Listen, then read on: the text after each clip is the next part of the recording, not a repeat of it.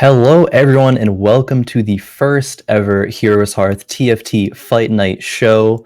Glad to have you all here. I'm excited to be here and cast this. It's the first sort of trial run, pilot, if you will, of this. Wanted to make some TFT content as well as the wonderful people at Heroes Hearth. So we're making the show happen. And alongside me, we have the beautiful mustached man, Casanova. How are you doing tonight? Not too bad, buddy. Not too bad. Not too bad. Excited to cast some games, cast some TFT out here.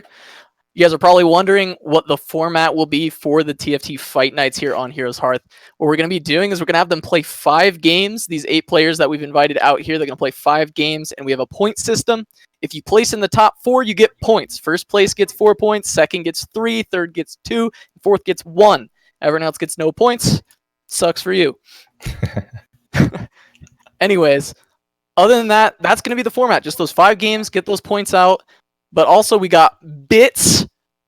Tell them about the bits, Khroen. Inform the populace about the bits, Khroen.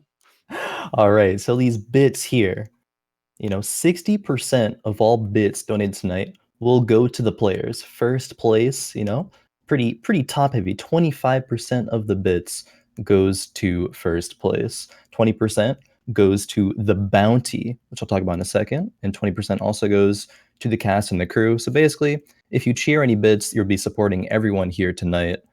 But yeah, that bounty. So the player who wins this week's first TFT Fight Night will be invited back for the next show. And in order to claim that bounty, you'll have to win the next show. If you don't, then the bits stay in the bounty, and the next person will come back for their next week and have a chance to be able to claim that bounty. So you have to win 2 times in a row in order to claim it.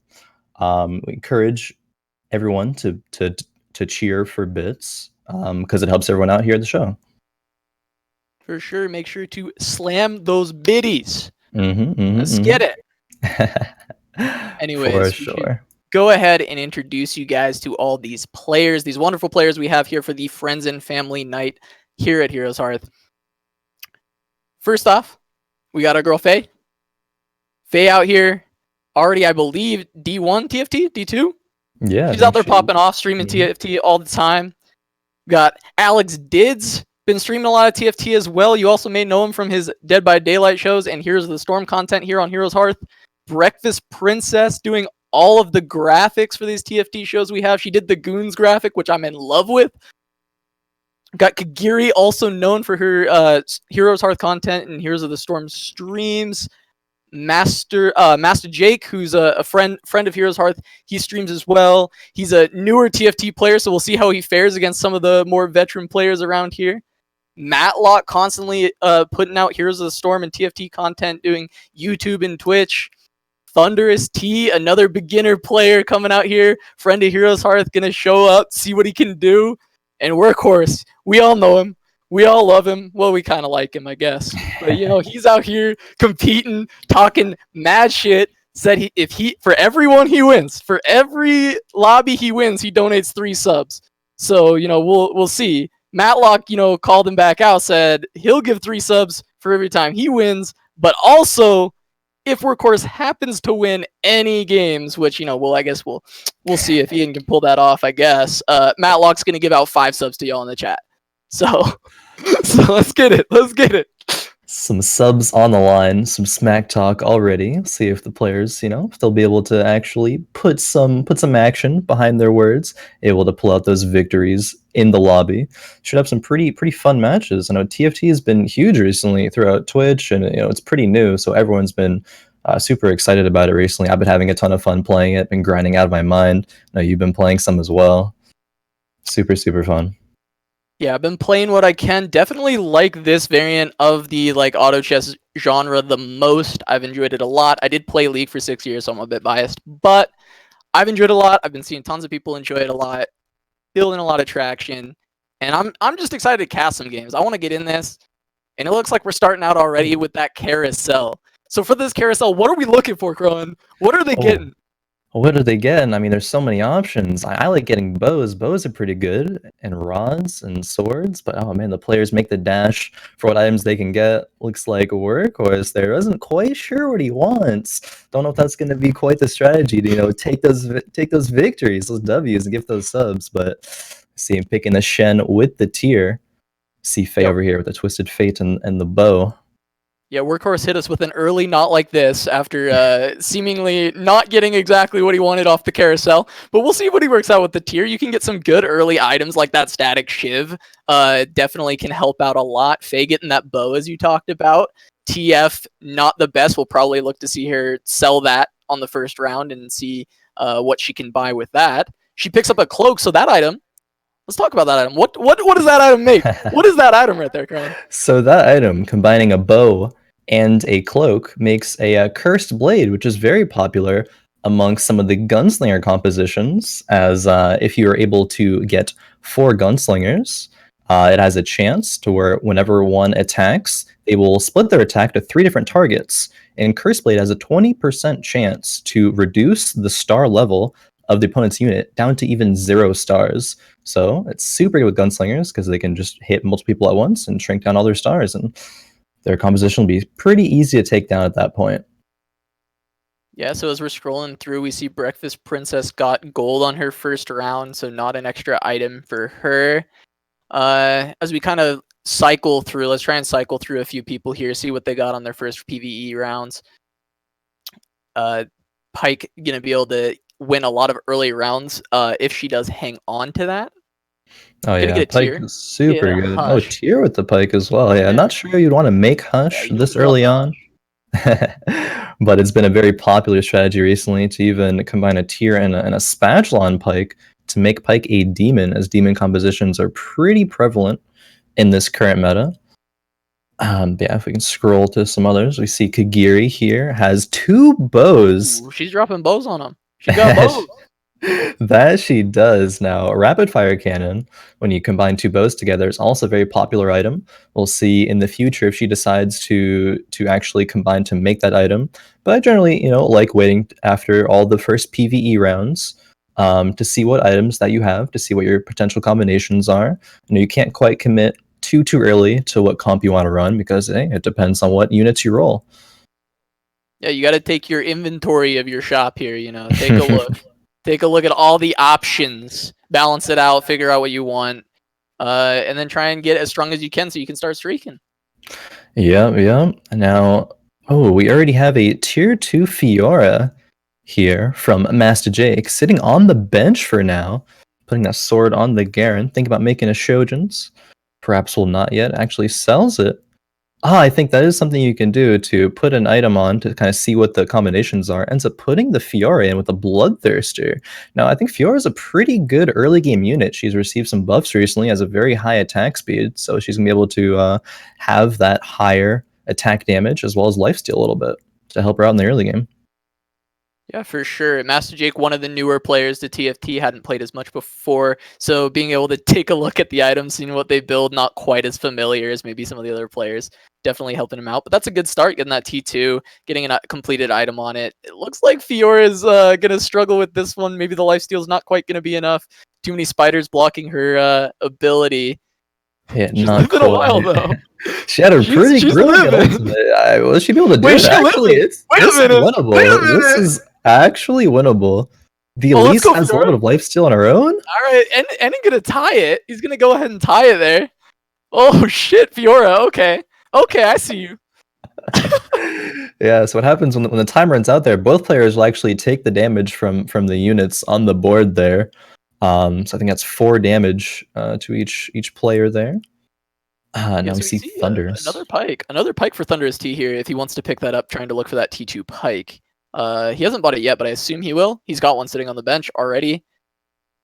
He's got a Volibear already as well. Maybe trying to look for some Glacial. He does have the synergy currently. Early on, not super strong though, unless he can get like either items or some upgrades there. Yep.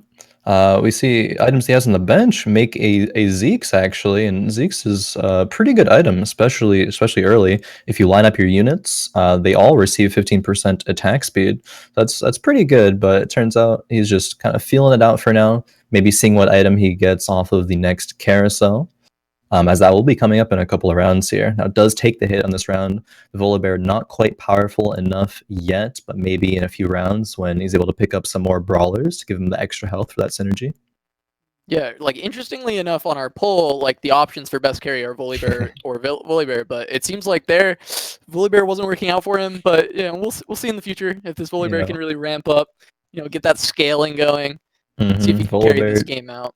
Volibear does scale when you get a couple of items on him, especially item we talked about earlier, that rapid fire cannon synergizes really well for Volibear. You can just put the other brawlers in front of him, he smacks people from the back line, is able to get that ultimate off, which chains damage on multiple targets, and if you have another glacial with him, he just is able to freeze everything, deal massive damage. He was nerfed recently and is still seeing a whole bunch of play.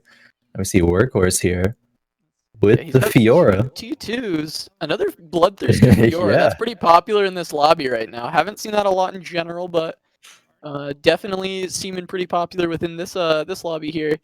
But Matloc on the other side does have a locket finished already, with some T2 Void units in the Kha'Zix and the Kassadin. So that's a pretty strong early game he's got there.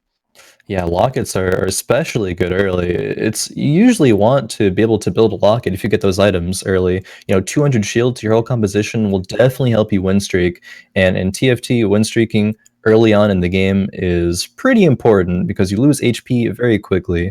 Now we have the carousel here. We got some interesting items and units here. What do we think they're going to pick?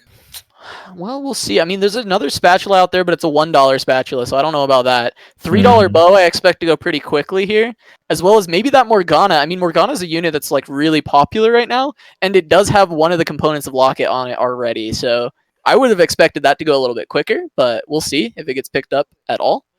Definitely. We're seeing the Morgana not valued as highly here. We see the players who have the highest HP totals. Where are they going to grab it? Wow. They don't. No one even grabs it. No one wants it. No one wants the Morgana. Maybe people already have their kind of setups that they're wanting to go into, and they need different items. Potentially, it didn't quite really see what everyone was looking for yet at that point. It need to get a little further in the game before it's a little bit more clear exactly what they're looking for. But yeah, looking at Did's board here, he does have the components for a locket as well. Oh, on Faye's board here, she has 2 static shivs completed already.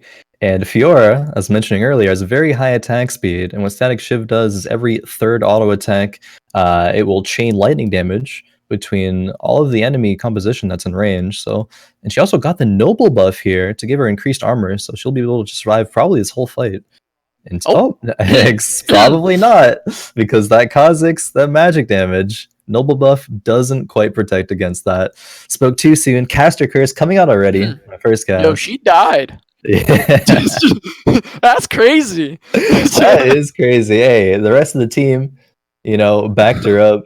She went in there. She was the sacrifice, but ended up working out. Faye's comp did still look very scary with noble buff already, static shivs being a very strong item early on. So definitely looking to see her win streak a lot at the start of this game as well. Both her and Dids at 100 HP. Her and Dids both at 100 HP still. So we'll see when they finally run into each other who will continue to keep their streak going. We see a Morgana put in a couple of tier 2 units, 4 tier 2 units for Mastashjake here. Yeah, that's pretty, decently early on to have that, and also having that 11 gold, so generating interest. Has the Aatrox on the bench. Might have considered putting that in for the demon bonus, but it's only a tier 1 for now. Aatrox, one of the stronger units in this meta, but it seems as though just the strong tier 2 units, are they able to pull it out? Oh, Morgana with the huge ult there. Yeah, that's a huge Morgana ult, and he's going to be able to beat Faye here, I think, unless Noble Buff can clutch it out, but I don't expect it to. Yeah, that's going to be finally some damage onto Faye, kind of breaking her win streak. That's going to hurt her quite a bit moving forward. Just definitely losing out on that extra gold per round is going to be pretty annoying. And that's a tier 2 Morgana. That's crazy. My. He's so strong right now. He has zero Those synergies, rolls. and yet he might have the strongest board. With a tier 2 Morgana and then the rest tier 2s, there's no synergies on this board, but I don't think he needs them yet. He's going to have to start transitioning soon, but that's a strong board. That's a strong board. So every single unit on that board was a tier 2 besides the Morgana last fight, and the Morgana still dealt the most damage on that team. Her being at tier 2 now is very, very scary for the rest of the lobby. Oh.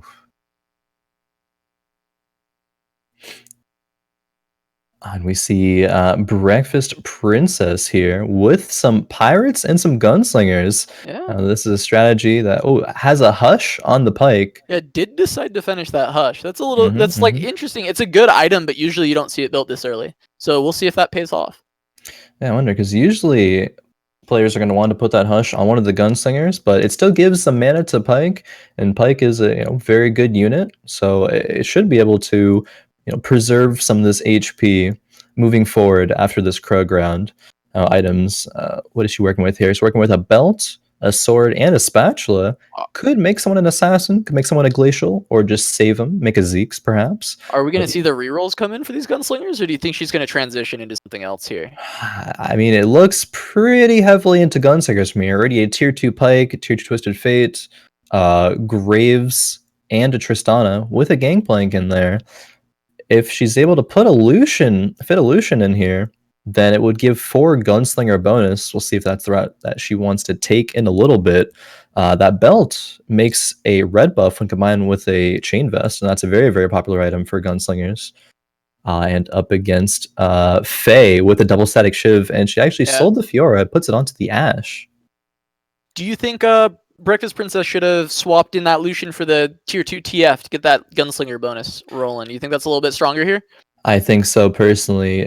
She already has 3 pirates without the Twisted Fate, and Twisted Fate, while it is tier 2, isn't one of the stronger units, I would say. He's relatively weak. Maybe we'll see some buffs in the future, but perhaps then she'll look to put that Lucian in for the 4 gunslinger buff moving forward on into the game.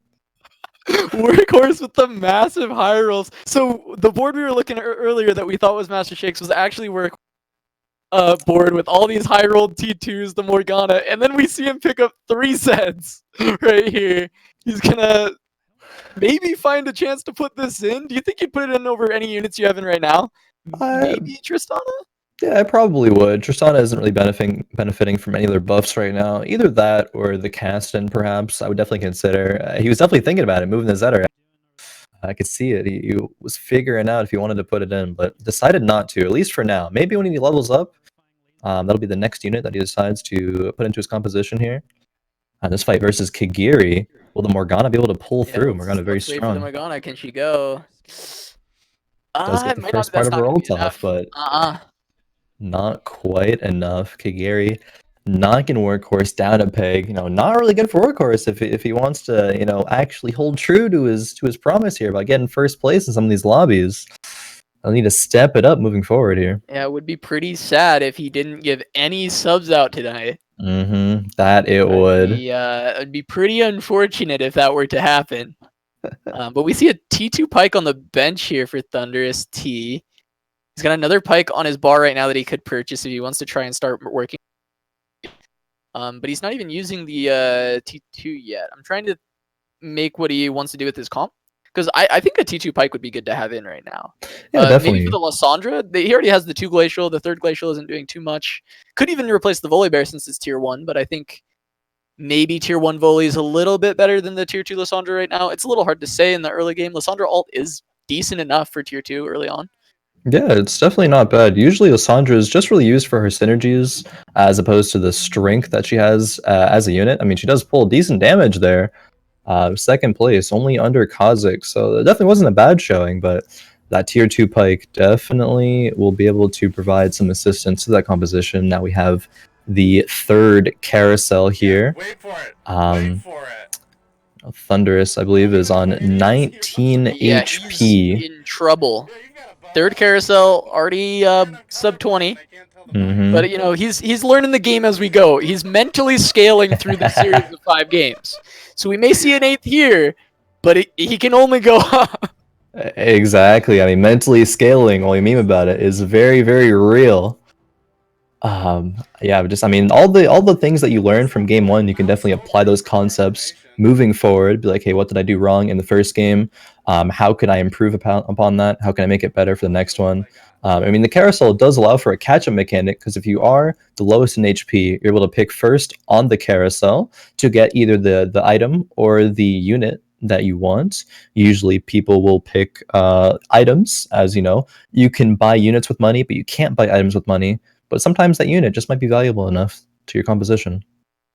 All right, and Matloc's already, Guardian Ranger Demon here. So that's a pretty that's a pretty interesting comp, right, Khroen? I think I've seen maybe you play a similar variant of this comp before, maybe like 100 times.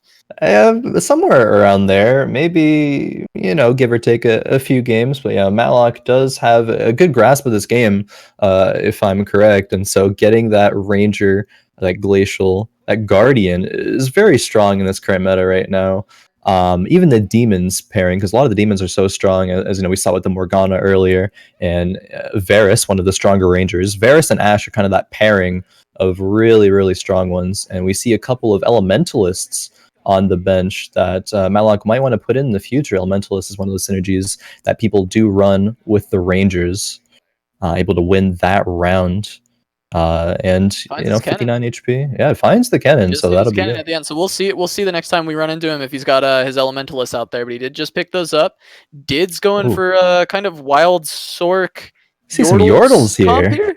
Maybe not Ooh. wild, just Sork Dragon Yordles. It seems like high rolls into the T2 cannon. That's Yeah. huge. Cannon being rather strong unit right now. Definitely one of the better ones. Mm-hmm. And he's got the Yordle pairing right now, as well as they've got some sorcerers, so that's some extra damage. So Did's comp looking pretty good right now. Oh, And yeah. he's got first place to show for it. Definitely. First place right over Faye. Facing against Workhorse here in this battle, we see Workhorse has the Draven. And now if Workhorse is able to outfit that Draven with some good items, especially a rapid fire cannon versus these Yordles, would prove very, very useful, as the Yordle buff is that you have a 25% chance for 3 of them to evade any attacks, but rapid fire cannon makes it so that your attacks cannot be evaded, cannot be dodged. So he's able to stack that Draven up. It'll be a huge menace going into the late game. Yeah, and we're going into Wolves round here, so we'll start to see if they get some items. Workhorse hoping to see some bows, drop some bows on him. Faye had some brawlers there, it looked like. Just waiting for her to go back to her board, and we'll see. Yeah, I think she had a Blitzcrank. Yeah, it and looked then... like a Blitz too, right? Yeah, that it was. Now, Blitzcrank is one of those tech units that it's really good for catching players off guard, pulling their backline carries in to be, just deleted instantly in that fight. Now, it's going to be interesting to see how many players get a lot of items from this Wolf round here, because it's a mechanic in Teamfight Tactics to where if you don't get a lot of items in the first, few PvE rounds of the game, or even on the Krugs, there's some sort of bad luck protection, to whereas you might be able to find a lot of items later on into the game. It's not guaranteed, but there is a chance. Now, Faye does pick up a few items there. She has a decent amount of items to work with here. A sword, a rod, a bow, and a cloak. What do you think she might try to make with those with this composition? Well, we might still see that Cursed Blade, because even without Gunslingers, it's still a strong item. She's got the components for it right now. Ginsu is another possibility, but I think I'd prefer to see the Cursed Blade, actually. I think that item's just really strong. It just provides a ton of value. And there is a capped attack speed, and with Rangers, especially if she goes 4 Rangers and has bows on them, they're already close enough. They already have enough attack speed. You don't need the Ginsus to just be pumping out more of that. So I'd rather see some more utility. And then that there should be a Hextech Gunblade for her Aatrox if she decides to keep that in throughout the rest of the game, gets that T2. I expect to see something like that. Now, I think, explain for the people. Drop some knowledge. Why is Faye practicing her APM and jumping all over the map right now? Well, why has she been doing that? Scouting is very important in Teamfight Tactics. Seeing what your opponents are building into, because in Teamfight Tactics, there's a shared pool of units. So if someone else finds all the units, or finds some of the units that you want, it's less likely for you to be able to hit those units and roll into them and put them into your composition. So scouting is super, super important. Now we see Thunderous T was in fact eliminated a little while ago, unfortunately, but maybe will mentally scale into the next game. In the arms of the angels. Indeed. It's all right. That mental scaling. It's coming in. It's coming in, I swear. It's a real thing. Next game, he won't be 8th place. Mark my words. Now we do see for Breakfast Princess, we were talking about earlier, those 4 gunslingers are in right now. The Twisted Fate was indeed benched, not cutting it, not making it so far. We see AlexDidz actually, who is still in the lead. Now are the gunslingers going to be able to prevail here? It looks like it. I think they will. There's a Shojin on that Aurelion Soul. He's trying to get one more ultimate off. It will kill 2, but I don't think that's going to be enough. Pyke's going to land that stun, and Tristana's going to finish him off. Wow, we see the emotes coming in from Breakfast Princess, knocking Alex down a peg. We'll see if can Alex mentally recover from that one. A little sad emotes there.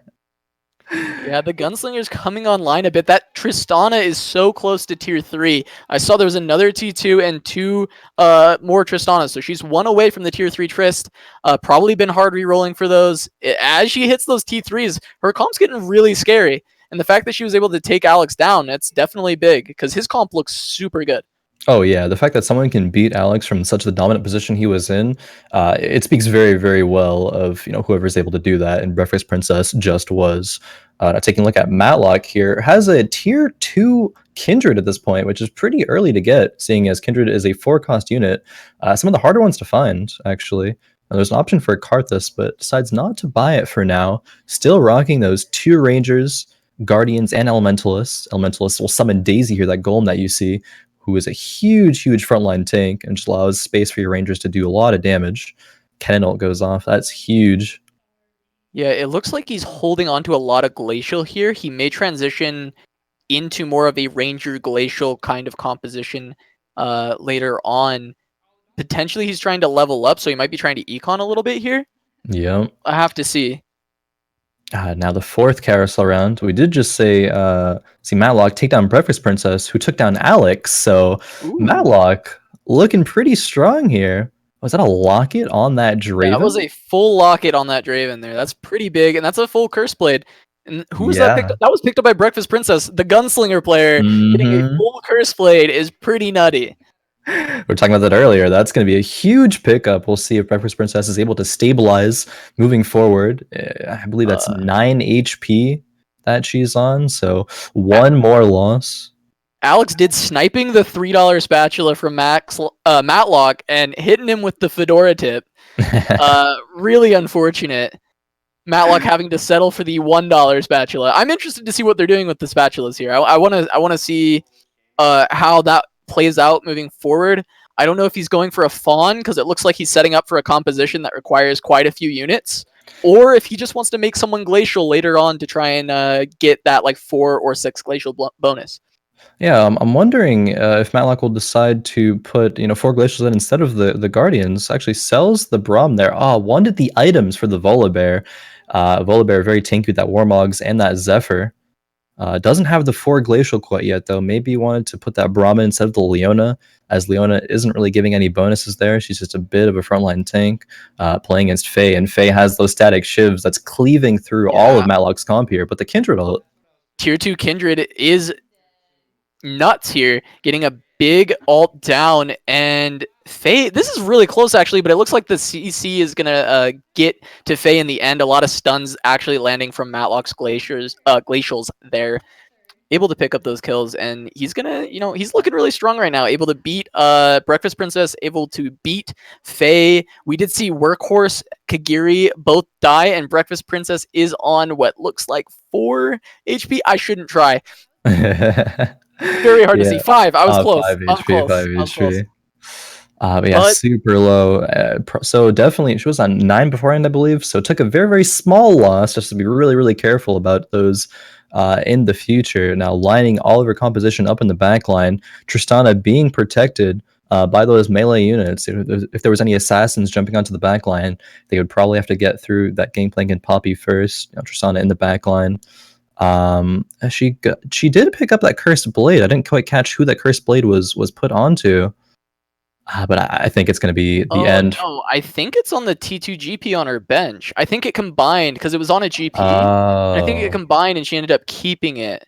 But that's unfortunate. Ends up getting 5th, so just out of the points for the match tonight out of the 5 games. So no points for her for this time.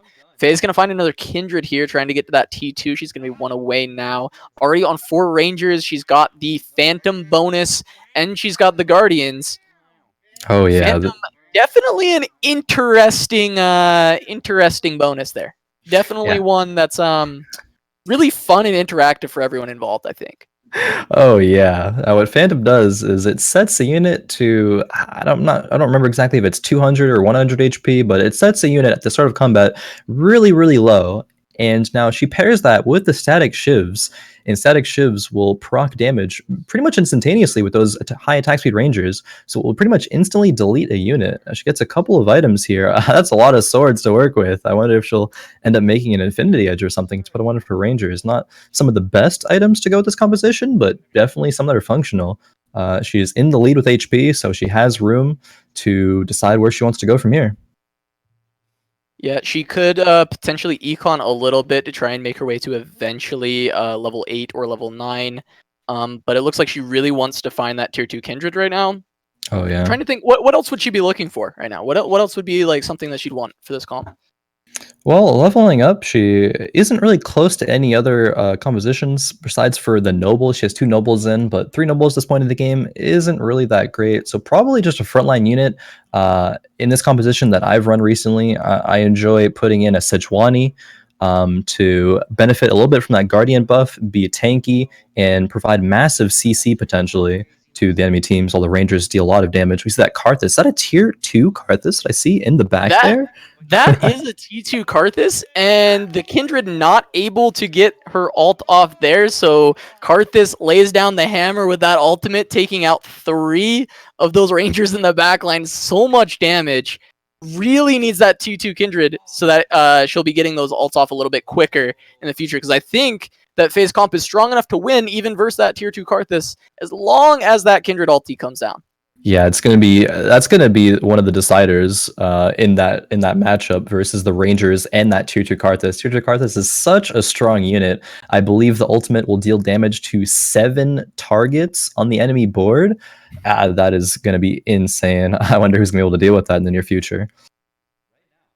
Yeah, I mean, it's going to come down to these Kindreds getting those massive ults off and basically nullifying this Karthus. We'll see if this tier 2 Kindred can, but it looks like she moved to a really poor position.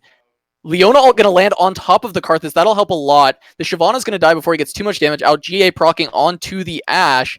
That Kindred ult's not really protecting too many members here, so we're going to see a big Karthus ult killing like half his board. And the Kindred ult not really doing anything. Matloc going to lose that one there, going to lose some HP. Wow, that's a very interesting comp from Mastashjake there. If we could move on over to inspect that one further, surely that'd be really interesting. Yeah, we have, what is it? We have an Akali tier 2, we have a Kha'Zix tier 3, not benefiting from the assassin buff, but even still, those assassins are going to be outputting a lot of damage. It looks like there's some demons on the bench there as well. That's a Blade Master Akali. That is. The interesting thing about Akali, right? Akali does have the highest base attack damage in the game, correct? I believe. It's up there. I'm not quite sure if it's the highest, but it is definitely up there. Affected by the ninja bonus.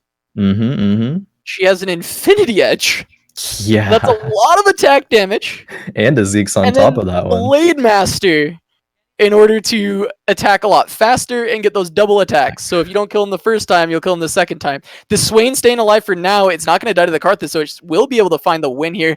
Karthus can't deal damage to these dragons, so AlexDidz does have a good read on this matchup. He will be able to win this one a lot. Yeah, very true. Something I didn't quite, think about until now, but Alex does have those dragons that provide full magic immunity. So Karthus' ult, while being devastating to everybody else, will not be able to touch those dragon units with the Aurelion Soul and the Shyvana. So as we saw there, Mastashjake's comp was taken down. Grabbing a Swain here. That's close to the tier 2 Swain. Just only needs to hit one more. Yeah, he was the one with the Swain, correct? He's he's one away on Swain. His comp seems to just be like strong units. Yeah. It's not really, like the synergies are really mediocre. He's got 3 Blade Master, 2 Demon. That's it. But his units are just really strong.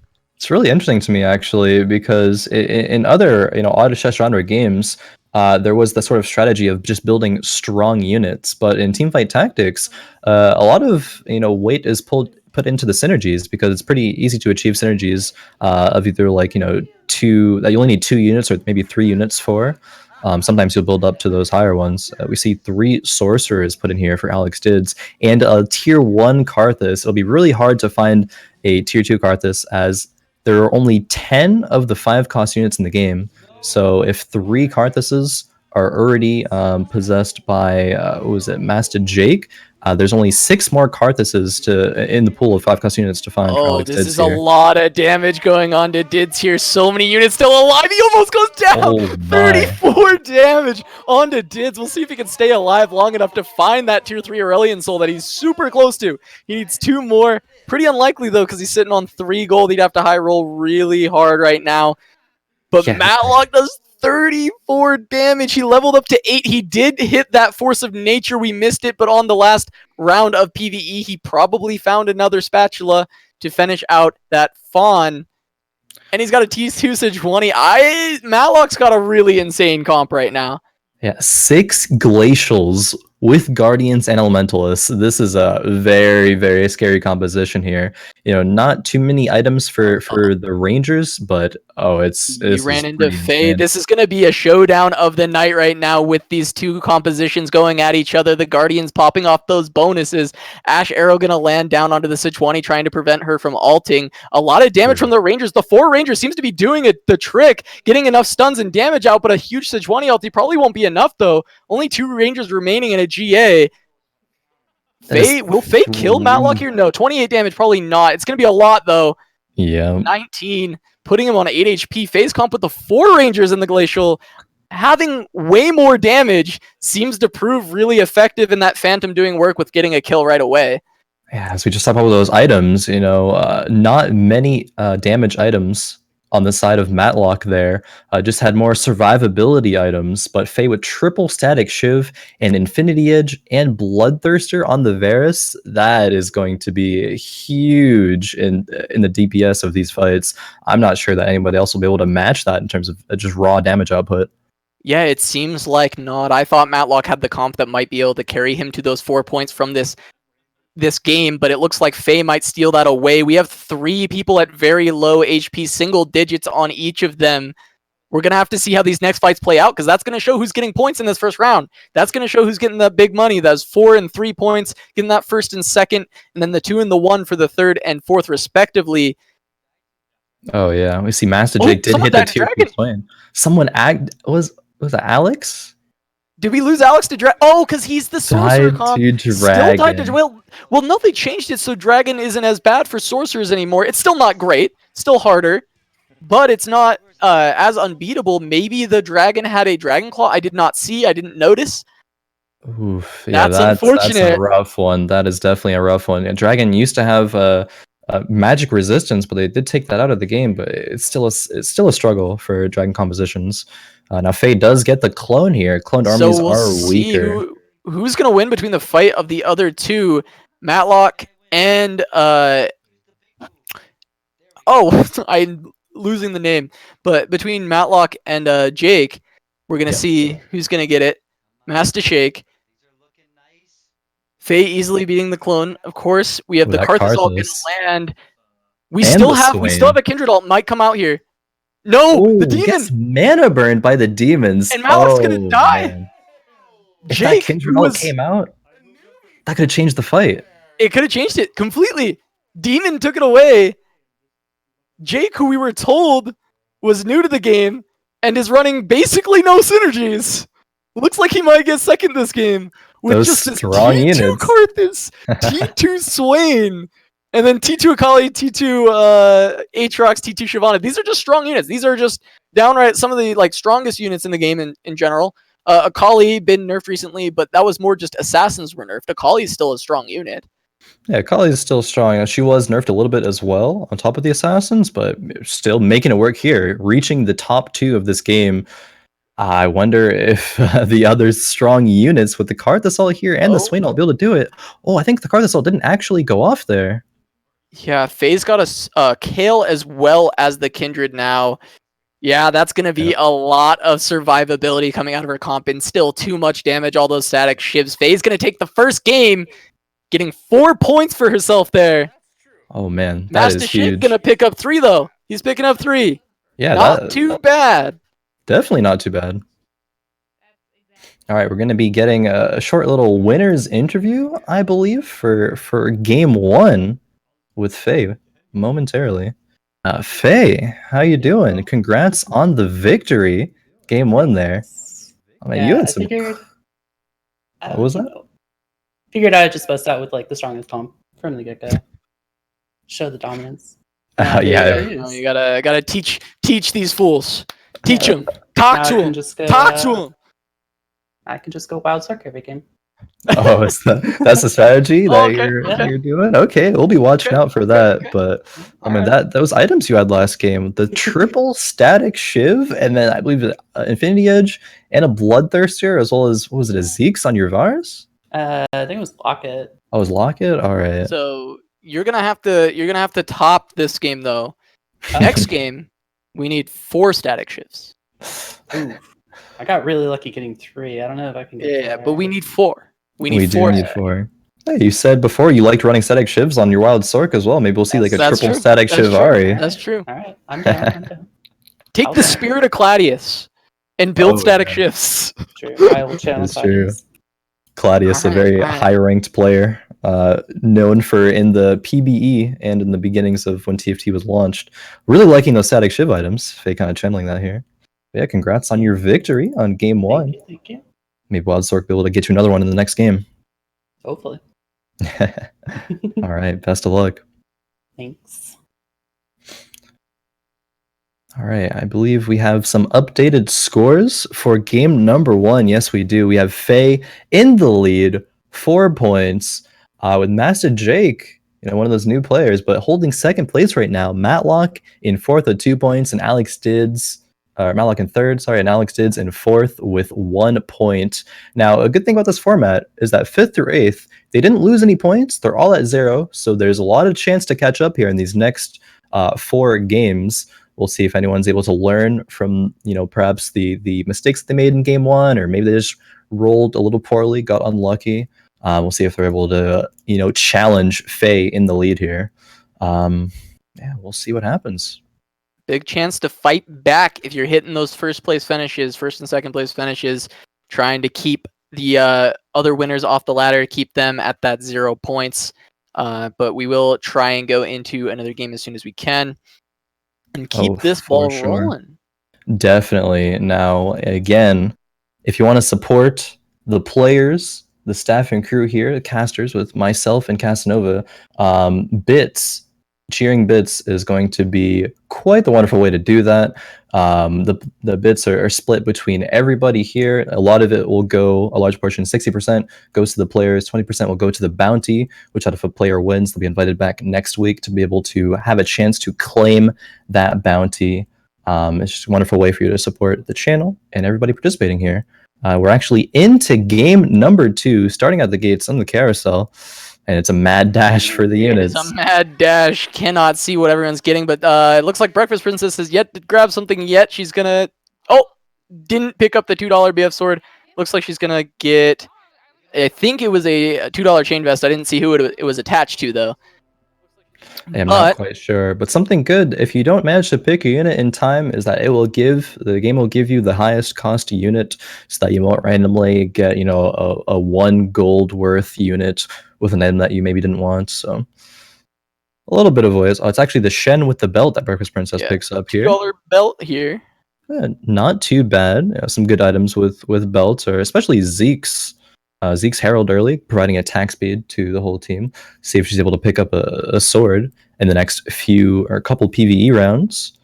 Yeah, picks up gold off the first one, so can potentially buy out this bench if she so chooses.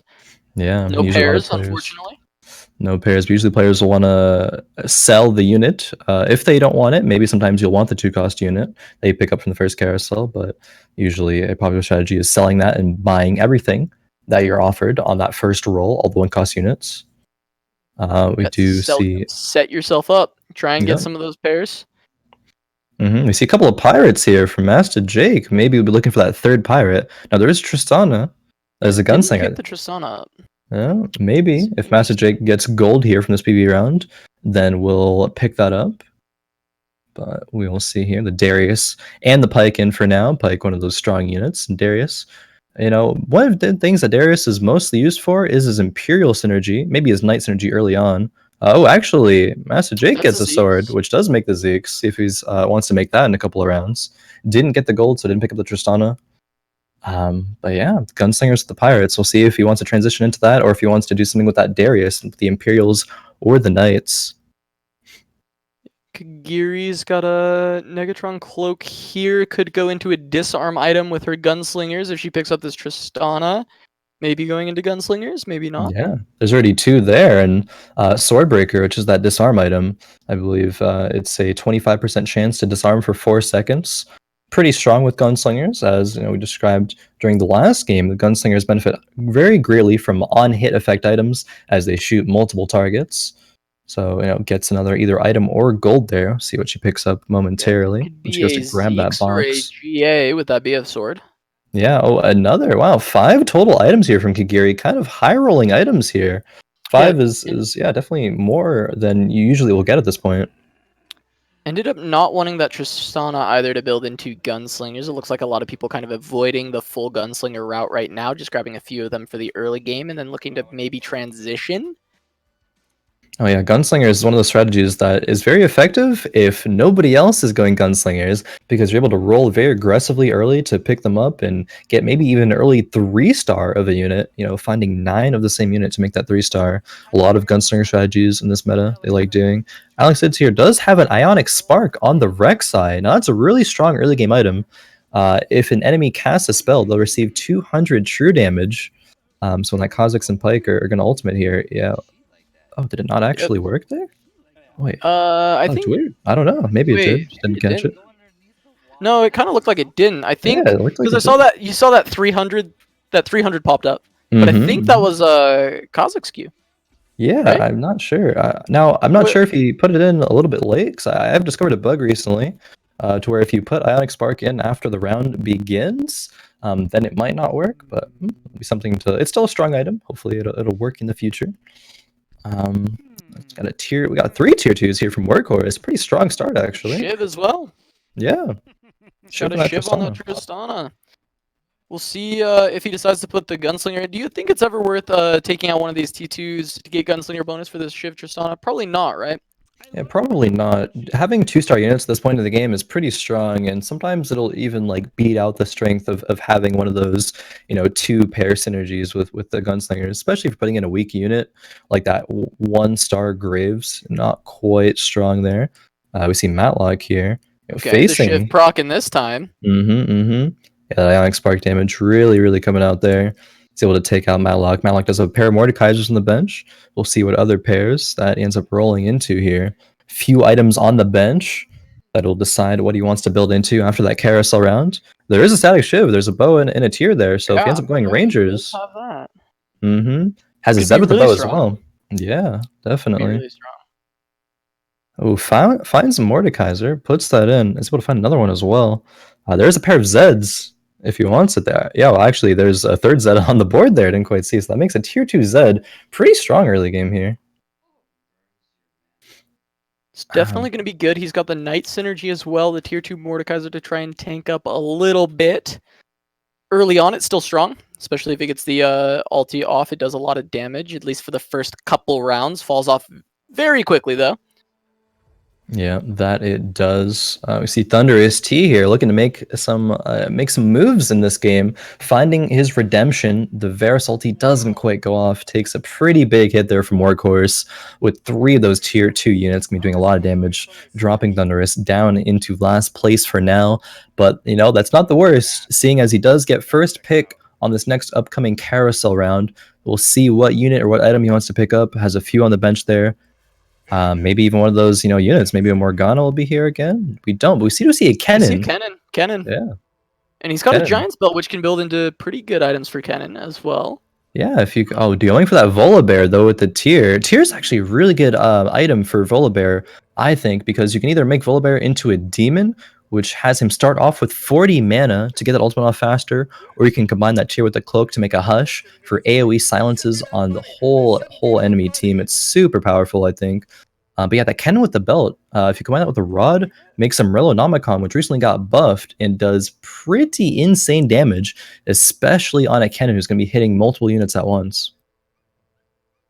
Yeah, for sure. Getting that Nomicon, applying the grievous wounds as well, preventing any healing that could happen. Definitely a very strong item for him. Gives him a little bit more beefiness, so he can make sure to get his ult off as well. A lot of tier 1s here for Faye, but she still hasn't lost yet. Yeah. Sitting on, in fact, only tier 1s. That's but interesting. 3 Noble 2 Ranger. And, of course, she's got a locket. That she does. I mean, Faye did say she wanted to go into Wild Sorks there, and there's an Ahri. Being Ahri available there, she has one on her bench already. We'll see if she decides to pick up the second Ahri, or if she'll go back into the Rangers for a second game in a row. Locket, one of those items that's very good early game, but that's a red buff tier 2 Shen coming out from Breakfast Princess here. Varus does take it out. The Noble buff on the Vayne gets taken out by the Evelyn. This is a kind of close fight here. Yeah, is Faye still somehow going to win this? Tier 2 Shen, you would think Shen would be a pretty good counter to what... Lucian! Lucian dodges the Evelyn! Oh my. But I think... Oh no, the Varus went off! Able to do it! Faye somehow wins into the tier 2 Nidalee and the tier 2 Shen. Shen, you would think, would kind of like counter Faye's comp because she's got this Ranger, all these auto attacks, but no, it didn't matter. Oh my, that was only crazy. Tier 1 units! Some challenger level Lucian plays there. Oh my god, dodging out on that Evelyn ult. Able to love to see it. Out that damage. Varus getting his snipe off just as he dies. Perfect. Yeah. We see some brawlers here for Dids though, going off on top of that Ionic Spark that he's got with this tier 2 Rek'Sai. Should help him out a lot in these early rounds. He does have a lot of HP. Looking for that 4th brawler though, probably. Probably wants to be finding Warwick or Cho'Gath. Cho'Gath's going to be a little bit ways off right now. Yeah, we can start having a chance to find Cho'Gaths at level 5. It is a pretty low percent chance here. I actually think I have it up. Yeah, level 5, it's a 3% chance to find 4 cost units. Maybe we'll high roll and get lucky. But AlexDidz with that Rex Ionic Sparks able to take out, I believe it was Workhorse there that he just faced. Now, tier 2 Rek'Sai with Ionic Spark is pretty strong. Rek'Sai's ultimate will burrow and then resurface to hit a unit and also regenerate HP while burrowed. So pretty tanky, especially with that brawler buff there. And now we tune into Mastashjake's board here. Yeah, and for the Rek'Sai, do both of those scale off of the ability power that it's getting from the rod? Is it going to heal more and deal more damage then? Now, I know it deals more damage. I'm not sure if the healing is increased, actually. That would be very interesting if it does, but not quite sure. I'll have to look into that one. Well, at least in some games, spell power does increase healing. Shout out to Tomster. That is very, very true. Maybe it does in this one as well. Mastashjake scouting out other boards here. Let's see what items picks up. Is rocking 2 swords on the bench there. Both of those combined. Who actually gets 5 gold here. Isn't the worst. That will econ up. That will get an extra gold for him. That's not bad. We'll take it. We take those. Definitely not bad. Is able to generate 2 extra interest, having 20 gold coming into this next round here. Now we see another Mordekaiser here. Maybe Matloc is building into that Mordekaiser 3. Only 3 Mordekaisers away. The Yordle package offered to him. Yeah, that's a lot of Yordles on that bench. It could be a hard swap into Yordles here in the future. There was a flash sale going off on Yordles, being offered the entire bundle. Yeah, that was crazy. Even the option of the Mordekaiser as well. It's like, here, take your pick. What do you want? Do you want Mordekaisers? Do you want Yordles? Well, we're going to offer them all here. A little bit of good RNG there for Matloc, but maybe sometimes too much of it will cause a little indecisiveness. Yeah. Maybe you won't quite know what exactly it is that you want to go into, but see if he's able to figure that out in the future. Darius getting that spin off there, getting a little bit more healing. He did pick up those 3, though, are part of that like Exodia comp that's still running around quite a bit. Not quite as much as it was a couple days ago. Now it's kind of moved into that Ranger Guardian meta, but it's still a very strong composition that could potentially be moved into if he sees some more of it. Or he could even just consider 6 Yordles, seeing as how he's already sitting on 5 of them. Yeah, just needs to find that Gnar, I believe, and that's that 6 Yordle. Gnar would be the last one. Workhorse sitting on Shyvana yet again. He's got some good items though. Static Shiv on the Tristana, Locket on the Shyvana. Yeah, and he's decided what unit to put in here. We'll decide to put in that second Darius. Now we'll see if Workhorse decides to move up to 40 gold here. He actually has pretty good HP, 80 HP at this point, to rock almost 40 gold. Pretty strong. We'll see. Maybe we'll able to make that economic advantage really grant him a huge boon going into this mid and into the late game as well. Rocking that pair of Morganas here. Now we saw how good Morgana was in that last game. We'll see if a player decides to pick up a tier 2 one here. But Workhorse taking a big hit there, dropping down to 69 HP. Yeah, that was quite a lot of damage here for Workhorse. As he's econing a little bit, we'll start to see him probably reroll a little bit more, maybe level up, start spending some of that gold, making sure he doesn't drop too low. Kagirii, pretty high HP this time around, has that 4 brawler bonus. Thornmail on Tristana. Definitely a bold strategy here. Now, I think what's probably she's going to look for here is she's going to end up selling those gunslingers, maybe. I mean, she's so close to hit through Tristana, but I think that Thornmail would really be good in one of those frontline brawlers. So we'll see if she decides to make that transition later. Rocking no gold here, but it's not bad. This meta is pretty conducive to rolling aggressively for those upgrades and maintaining a high amount of HP. So we'll see if she's able to take out AlexDidz here. AlexDidz coming out with the emotes.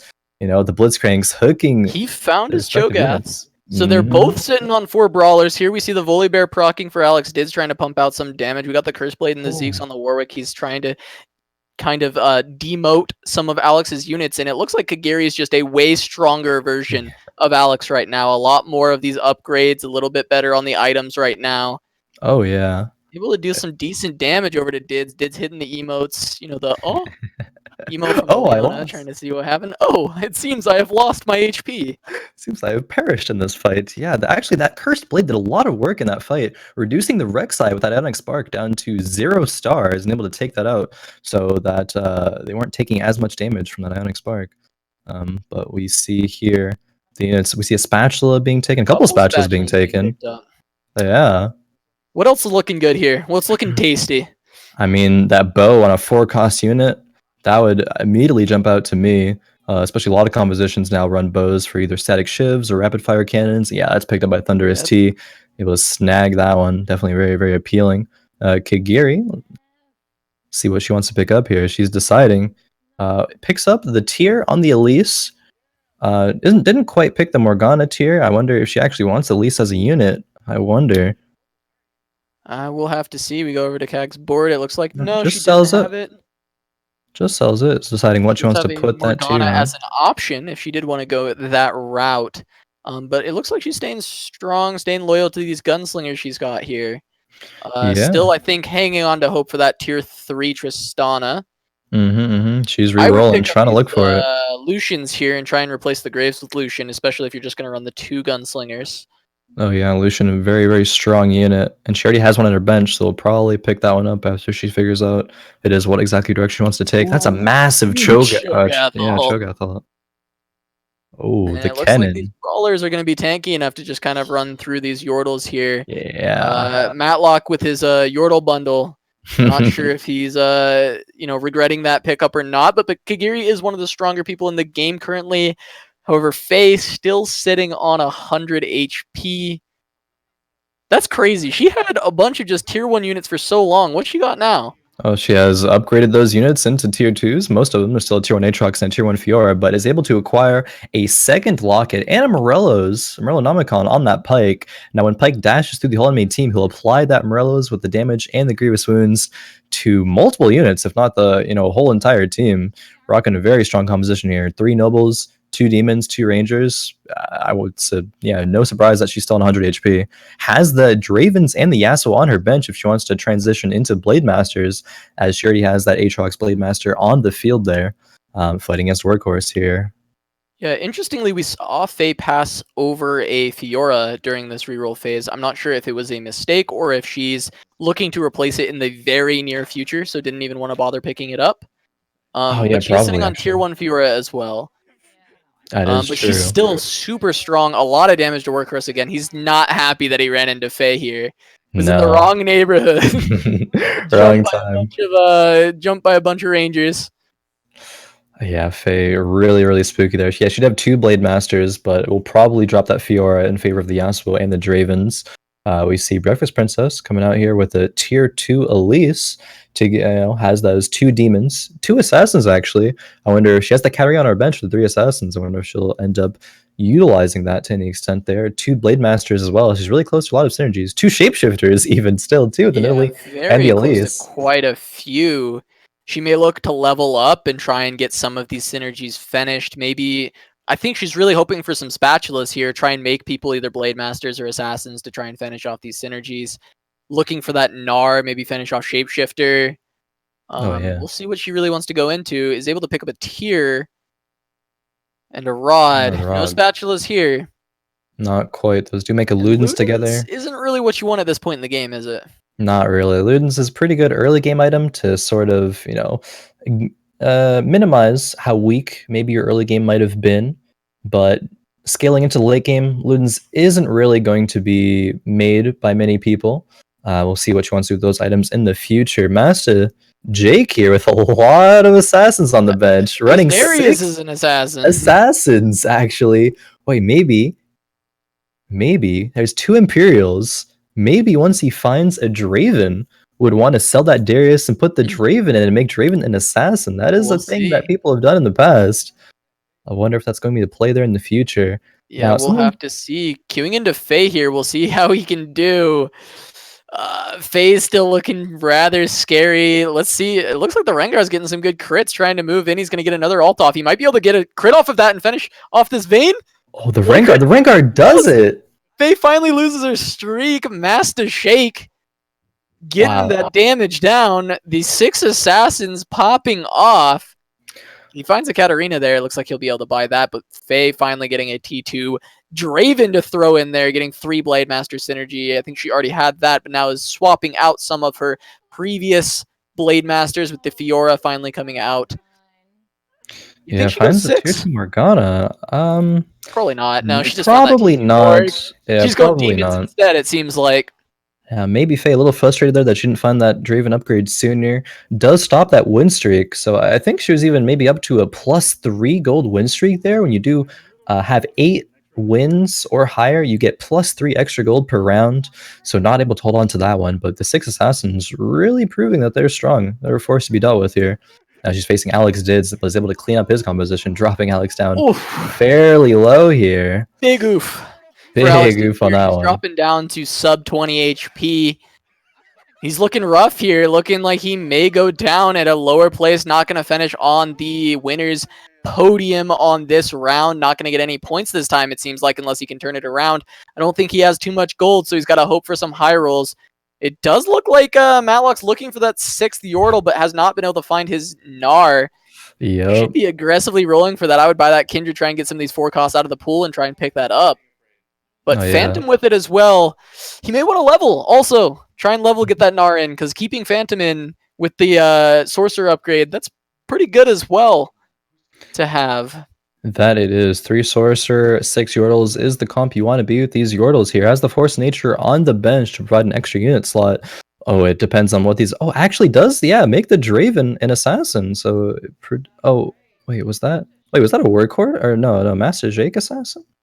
I think this is... Yeah, this is... Assassin? Yeah. Mastashjake, he had the Darius. He must have switched out for a Draven. Must have finally found that. So that's going to be super strong. Well, we got a couple of tier 2 Dravens in this game, actually. Close. He's so close to so many things. He's got a Katarina there, so that should be able to finish that out into a tier 2, if I'm not mistaken. See the carousel around here. Now there's some 5-cost units on these. Yasuo and Misfortune. The Yasuo with the bow might be appealing. There is a spatula if anyone wants to utilize one of those other items and turn someone into another synergy, or maybe make a Force of Nature.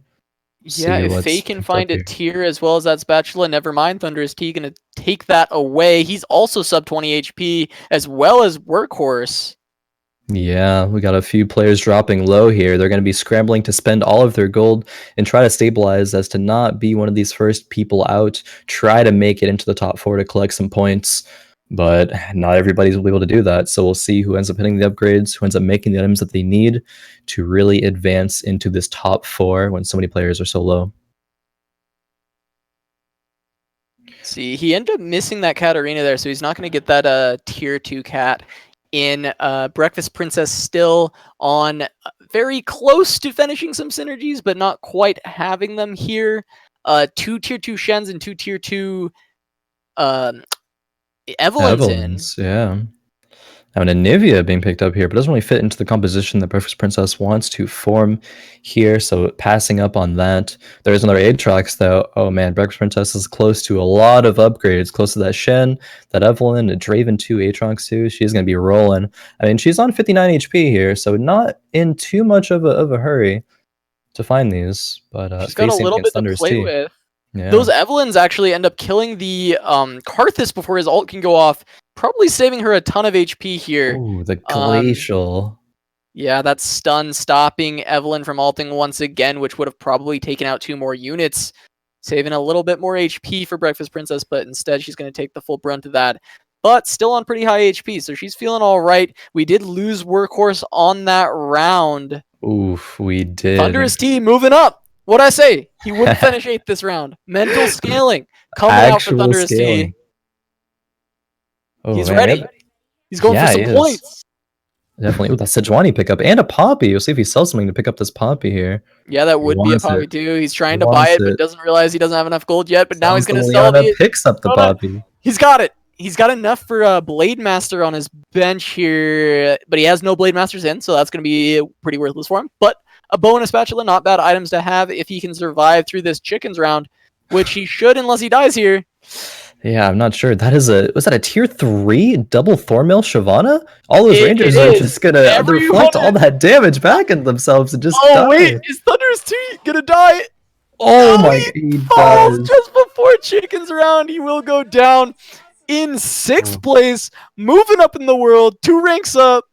Hey, mental scaling, bang bang. Yeah, Thunderous T moving from 8th to 6th here. We'll see if he's able to continue that trend and maybe even pick up a 4th the next round. We will see. Is that Mastashjake in 7th being eliminated? Got AlexDidz in 5th. Breakfast Princess 4th. Matloc 3rd. We see Faye here in 1st place. Kagirii still in 2nd. She had a really strong composition early as well. But yeah, we'll see what items these players pick up here on this Raptors round. Maybe, again, if these players got unlucky with their items earlier, they'll be able to have that bad luck protection kicking in here. Faye does have a couple lockets already. Has actually 4 completed items. So that's a pretty high amount of items here. She's going to hit another item here. That's going to be a Morello's on her bench. 2 items here, actually. That's probably going to end up being a Gunblade on that Aatrox. It could be. I mean, a thing to take into account is that does make a Zeke's as well. And Zeke's on the Varus and that Draven. I'm actually not sure. Both are really good options here. Yeah. Zeke's might be better. She's got the Draven. Yeah, she's gonna go for the Zeke's because she's got that Ranger buff. She's got the T2 Draven with the Bloodthirster. A lot of strong units to benefit from that attack speed. I really do love Gunblade on Aatrox. He can win you rounds by himself, but overall, I think consistency-wise, getting that Zeke's buff on everyone's going to be a little bit better. Oh yeah, definitely. If you get unlucky and run into, say, someone who has Glacials or someone to seize that Aatrox, he could very easily not be able to get that ultimate off and not heal, and just kind of be a waste of an item there. But yeah, should go for the consistency. We see Kagirii, I think up against a clone army here. Yeah, a clone army of Breakfast Princess, so it'll be a bit easier to manage here. Shouldn't fall to it. Pretty rough so far. Maybe will actually. Like she's gonna lose to that clone army. Maybe Breakfast Princess ended up hitting some of those upgrades she was looking for, because that looked like a very scary lineup. But Breakfast Princess did actually die during that round. Falling at 5th place, Breakfast Princess, a regular 5th place Andy, 5th place in both games so far. Just barely out of the points both times. That's so rough to be barely out of the points for both games. Maybe a little bit of frustration there, but maybe a bit of motivation to place higher in the coming few games. There's still 3 games after this left, so not to worry. There's still plenty of time to catch up and place higher. We see AlexDidz with that tier 3 Shyvana. He's got a 2nd Aurelion in. He did end up leveling up without really anything to put in on the bench except for an extra tier 1 Aurelion. Will just die right away. The Yordle comp should struggle into AlexDidz's comp, and it looks like it's going to. Yeah, I'm curious if anyone can take down this Shyvana. Is really scary. He is just one giant spelt away from having almost an unkillable monster. It already is almost an unkillable monster, but Didz dropped down to 20 HP near the very early on in this game. He was at the very bottom, and he's hung on throughout the game, and he's made it back into the points here. Kagirii, 6 HP, able to kind of stabilize here, but it may be the end of the line. These brawlers have taken her very far. Never ended up finding that tier 3 Tristana, unfortunately. Ended up selling those, looking for some other stuff, but... Yeah, no, but Kagirii, with her composition, has managed to get into the top 4, so into the points here, with that Thornmail and Tristana the whole time, the Shojuns to be able to output a bit more magic damage. Now, that won't really help here versus the Shyvana, because Shyvana is magically immune with the dragon bonus. Big Cho'Gath ult, but nothing is killing the Shyvana. Graves with the big carry, killing 2 more units, might be able to keep Kagirii alive if this Blitzcrank can finish off the Leona, but he gets stunned by the Leona ult. He's gonna die. I think that's enough damage. No! Kagirii is gonna fall. It might have been enough with just the Shyvana. I think tier 3 3-point unit would have done 5 damage by itself. Yeah, that it would have needed So that Cursed Blade. Did hold on long enough, though. It's top 2. Third place. Kagirii got 3rd, and we're gonna have the square off between AlexDidz and Faye. Faye still sitting at high 90s HP. Yeah, only lost 1 round the entire game. Nearly 100. That's insane. There's the Warmogs. AlexDidz is find the Warmogs. I actually think Faye's comp might struggle to deal with this Shyvana. Now, she has a lot of auto attackers. I believe she had that Draven with that Zeeks and that Bloodthirster. But if Draven attacks that Shyvana, I'm pretty sure that reflects 70% of the damage that Draven does right back at him with 2 Thornmails. That's going to be insane. Yeah, and it's the Guardian bonus on the Shyvana as well. So not only does she have all these Thornmails, but the Guardian buff also giving that mitigation to send some damage back onto Faye. I'm just watching the Shyvana, and we're going to see when the Draven turns, he's hitting himself for 300, 100 crits himself for 300 damage. He's putting a lot of damage onto the Shyvana, but I think he kills himself first. He can't lifesteal enough with his Bloodthirster. Oh man, I don't think Faye can win this. She's going to have to find some kind of upgrade to beat Faye here. Did Shyvana, tier 3 perfect items. That's going to be really rough. Now, okay, this is actually a very, very unique spot in this game, because I think that Faye will continue to lose rounds until she's able to find those upgrades. Now, she has a lot of HP to work with, so she's not really under any stress right now. We'll see if she wants to go for another level up or try to roll for units. I'm not quite sure, but she's thinking about, there's a lot of decisions that are going to be made with these players right now. AlexDidz, maybe he's comfortable enough to econ up, maybe go for a level up himself. You know, there's so many routes that these players can take right now. Yeah, I think Faye also should maybe look for really hard for a Cursed Blade. Because hitting the Shyvana, you can reduce those stars, it makes it a lot more manageable. So finding that item could actually be very big for Faye. She already has healing reduction to kind of prevent this Warmog. So really, it's just about finding something that can beat Didz. But no, not quite. Shyvana. But still, only having 1 unit hit her is really good. Gives her more time to find these upgrades she needs, find these items that she needs, and it'll give her an opportunity. But right now, the Shyvana is a huge problem. Yeah, I don't know. That's insane. I believe the tier 3 Shyvana will do 5 points base if that's the only unit left, plus the 2 for losing. So that's 7 damage each round that Faye will take, unless, you know, other units from Alex's board survive, or if she's able to take out the Shyvana. Now, I think that Cursed Blade tech that you spoke about might be one of the best things that she can make right now to deal with this. I'm not really thinking of anything else right now that would be able to deal with it. So yeah, we will see. Morello's reducing the healing is good, but might need something else. A good item for Faye to get right now. That's actually a really good item. So getting more people with Demon, if she can get them to hit the Shyvana so it doesn't transform, that will also help a great deal. Also, that's true damage. It goes straight through the mitigation of these Thornmails, and that'll help a lot. Didz hitting a dud of an item for his comp currently, i.e. not the worst item, but not very versatile. Very few characters it's really good on, and usually there's better items to build, so you're not super happy about that. If you maybe were running a Draven, you'll take it. You're like, fine, I'll take an IE, great. Oh yeah. But you don't love to see it, and Faye gets to 4 demons with that. She's actually at 5 demons that Evelyn in right now. Oh, right, yeah, I didn't see that Evelyn go in. Did she level here? I don't think so, No, but she's she got a took little out the other Aatrox, maybe the other Morgana. I'm not quite sure what was in It was the before, vein. but She took out the vein. She took out the vein, so oh no yeah, ranger right, buff right. now. No, but I guess she doesn't She really puts she gets need the Ranger buff. Imperial and Demon, maybe going for 6 demons soon. That could be something she's looking for. She Yeah. might take a lot of damage on this one though. The Aatrox trying to help, but a huge voice of light came out from that Aurelian soul. So this is going to be a Oh. decent chunk of damage to Faye. That's going to be about 13. Kind of hard to see the numbers, but overall it was a decent chunk onto her. But she's getting close. She's finding some good upgrades here. She still has that attack speed item on the bench to find that Curse Blade, if we see her go for that. And the fights are close. The fights are really close. What does Didz need to do to secure this win, though? What does he have to find? I think Didz is priority right now. I mean, there's a couple routes he could take. He could take a route to level up. Maybe just put another strong unit, or to find upgrades. Maybe Didz wants another Aurelian Soul 2-star. Maybe wants to find that Gnar too, because Gnar is a very good shapeshifter as well, as if he's able to get that transformation off. But these demons will be trying to prevent that. Pyke with a really, really good stun there. Shyvana not getting demoned in this fight is able to get her ultimate off, and it's just going to be nearly impossible for Faye to take out the Shyvana, at least right now. Yeah, that's going to be a couple more rounds of her taking this damage, but they do have Carousel coming up soon, and that's Faye's hope right now. She ends up... Yeah, she's still holding on to it, so I think she is going to look for that Curse Blade. I expect her to. I think she's an experienced player. I think she's probably thinking about that tech right now, like, how do I beat the Shyvana? And what really stands out to me is that Curse Blade. I can't think of anything else that's going to, like, save her here. 6 Demon could be good, but it's a lot harder to find 6 Demon at the current point she's at than to just get a Curse Blade and tech that in. So it's probably what she's looking for. Yeah, I think so. She's changing her positioning to be very interesting here. Not quite sure.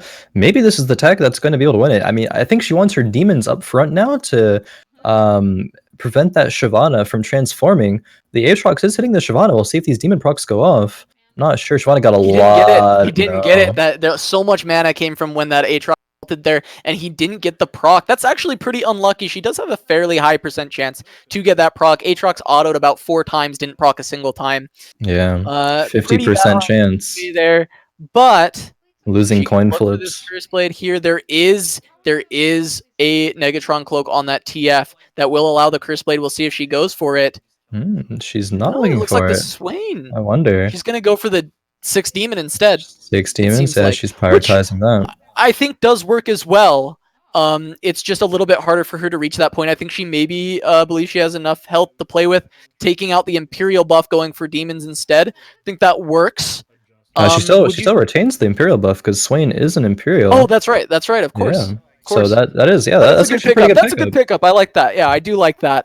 I think hopefully for her, she can find that Curse Blade later, but I think this game will end before then. Either she'll win or lose before that. I think there's not enough health to hang on to, so going for the 6 demon tech instead. There's a very high chance to burn though, so if she can keep the Shyvana from 85% chance to burn the mana. Now gets a lot of mana from that Aatrox ultimate, but I think Aatrox autoed once, maybe Swain got his ult off though. We're gonna see it. I think the Shyvana is still gonna be able to win this though. Swain's not gonna be able to do enough here. Getting a decent amount of true damage onto her after the fact just from demon procs, but it's not burning mana, so it's doing less damage when it procs. That's rough. That's really rough. That's pretty unlucky. What you said is 85 or something? 80? Yeah, it is 85% chance. Faye wants to put 4 Imperial buff in here. I kind of like that. Secure it onto the Draven. Yeah, I mean, less demons. She's saying, "Hey, my demons aren't proccing anyway. Maybe I just go for the." My RNG sucks right now. I'm putting in. At least I can control this one. I actually, she put the Kagirii next to the Yasuo, actually. A little bit of a misplay there. Now, Yasuo won't gain that shield from Exile. The Exile bonus is that if Yasuo starts the beginning of combat not next to any other units, then he will gain a shield equal to his max HP. The Shyvana goes off again. Can Faye win? Draven, maybe some damage. I don't know. No, he's going to kill himself. It's not enough. That Shyvana, double Thornmail. I mean, she doesn't take as much damage here, but yeah, it's going to... We're going to see a PvE round here. So we'll see what item doesn't hit Curse Blade. That's a good item, but not gonna really cut it here, I don't think. I mean, maybe putting that on your Varus will help a little bit. Maybe putting it on I don't know. I'm It's pretty not rough. quite It's not sure. really that helpful. I It's a mean, good item for it's Draven, but her Draven already has 3 items. The only and thing the that Draven she has good could do, items too. It's not even like yeah. he's, you know. The one thing that I might consider here, from Faye's perspective here, is to maybe find another Draven tier 2, give the Zeke's Herald to Varus, so Varus will still be providing that attack speed to Draven, and Draven would have a Ginsu's Rage Blade, a Rapid Fire Cannon, and a Bloodthirster, which are all super good items for him. Yeah, But I'd I'm not almost want a sure. second Bloodthirster more too on the Draven to Maybe. maybe help mitigate against Thornmail, since it doesn't provide healing reduction like it does in League of Legends. Yeah. It just does the damage, and if he lifesteals enough, I think it doesn't matter, right? But this is getting really, really dicey for Faye. Alex making the comeback. Faye not able to quite find the answers for this Shyvana. No. Dids keeping it steady. Hasn't really found any upgrades himself. It's just been riding this Shyvana this whole time. I did find the tier 2 Nara actually from a few rounds ago. He found a tier 2 cannon as well. So a couple upgrades, a couple good upgrades. Finds another Infinity Edge for his Nidalee. Interesting for sure, but it's what he has, I guess. It's the items. Yeah, you gotta work with what you got. The Guardian's Angel goes onto the Aurelion Soul. Now, that's a pretty big pickup too, actually. If for somehow, oh wow, maybe this is gonna be the round that does it. No, another Voice of Light went off. Unless we see some big crits, but the big crits end up working against the Draven anyway, and he dies faster. Yeah, that Guardian's Angel on the Aurelion Soul, huge there, because if that Voice of Light didn't go off, it actually is possible that the Shyvana could have fallen. Could have gone. That round could have gone to Faye. Yeah. And one big round is all Faye needs. Dids is still at kill HP at 22. Definitely. If Faye's able to find something, either with positioning or some units to tech into, she's able to take out Alex with one good round. That could be enough to take the win here. But Faye was at, 80 plus HP, and now she's down to 7. It's like this round, she has to do it. Otherwise, I believe she will fall if that Shyvana survives. Rapid Fire Cannon. In that Rapid Fire, you're going to put it onto the Yasuo. Shyvana not does able jump to get the proc, but Shyvana's taking a lot of damage here. No. That's going to be it. That's going to do it. Faye's going to go down, and Dids is going to take this round, getting 4 points for himself. Faye's still keeping 3 points here, going to probably keep her current first place position. But it's on that come up. He's on that grind. He is. That was crazy. Really, really good play by AlexDidz there, taking the victory, earning those 4 points. An admirable effort by Faye there, but still a respectable placing with second. I believe it was Kagirii who got third there, so she's be able to rack up some points as well. I believe it'll be a few moments until we're able to get the scores, but that game, that was an intense 1v1 that we had between Alex and Faye for I don't know how many rounds it lasted. It must have been like 10 plus rounds that was pretty crazy. Faye kept searching back and forth, trying to figure out what the fix was. Was it demons? Was it Imperials? Hard to say. She ended up going for that demon, getting that Swain tech in to get 6 demons, could not find the procs. I think maybe she could have tried to ride with it a little bit longer. Maybe see if she can get the proc. She just needed one cheese win. She needed it to just happen once. She needed that one big burn into a kill on the Shyvana, and she had it. So maybe that was the play. Maybe picking up that Negatron cloak for the Curse Blade was the play. Kind of hard to tell. Very difficult to play into that tier 3 stacked Shyvana though. Yeah, definitely. I don't want to say there was, one right or wrong play, because as we've said, there was several routes to try to, make that game into a victory on Faye's part here. And we see the scores pulling up actually. Faye still in the lead with 7 points, holding first place. But AlexDidz, he's able to get 1 point that last round and 4 points here. So he's in second place, trying to catch up. We have a tie for third, actually. Mastashjake and Matloc with 3 points apiece. And Kagirii in that fourth with 2 points. Very respectable showing out of her last game. Now Workhorse, Workhorse still has that 0 points. I don't know. That trash talk. That's okay. Maybe after break he'll be able to get some subs in the chat for everybody. But I guess we're probably gonna have to send it off to a 5-minute break so Workhorse can compose himself a little bit. He really needs it. Get himself ready for these next few games. So yeah, we'll send you guys to break. Quick 5-minute break, and we'll be back with some more TFT action on Fight Night.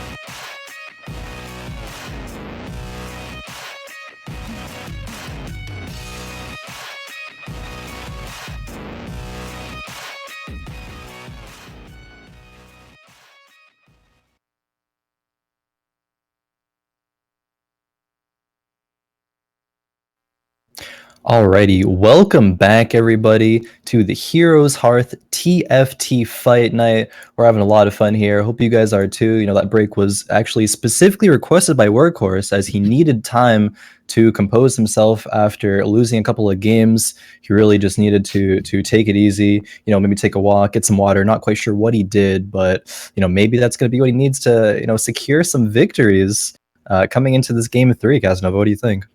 Yeah, you know, really kind of strange for us to have, you know, breaks specifically requested by players, but, you know, we made an exception because, you know, he is Daddy Workhorse, so we have to do that, of course, for him. But we're going to get back into some really exciting Fight Night action coming at you live from the Heroes Hearth channel. Make sure you slam those bits down for these players, support what we're doing, support the players, the production, putting on a great show for you guys. So we appreciate the support very much. It's all going to the players' production and the bounty, so that we can Yep. bring people back. Come back for more. Indeed, that bounty, 20% of all the bits being put into that bounty that a player might be able to claim next week. Getting into the action here, game number 3, as the mad dash for these items begins. We see a lot of players going for the bows. Faye's able to snag one, and Workhorse able to snag the other bow. I think bow is one of the most priority items right now, so those players getting a little bit of an advantage, I would say, at the start. Faye getting that Ari, actually. Maybe we'll end up seeing that wild sword come out. Who knows? Yeah, she did say she wanted to be going some wild sork. Didn't get to go at last game, so we're going to see. I think she's kind of grateful she wasn't wild sork, because Alex might have killed her a lot quicker if she was wild sork last game. Oh, yeah, definitely. We'll have to see if she goes into it. This game might be kind of weird to tech into that, seeing as how Alex has gone Shyvana both games, I believe. Yeah, So I think teching into wild sork is a little scary in this lobby, because you can always run into Alex, and then it's pretty hard to win into stacked Shyvana Dragon synergy as a wild. Yep. Now we see a cloak here from Matloc. Maybe building an Ionic Spark. It's a pretty good early game item. Matloc definitely familiar with these combinations, being one of the more experienced players here tonight. Breakfast Princess here with the Lysandra and the swords.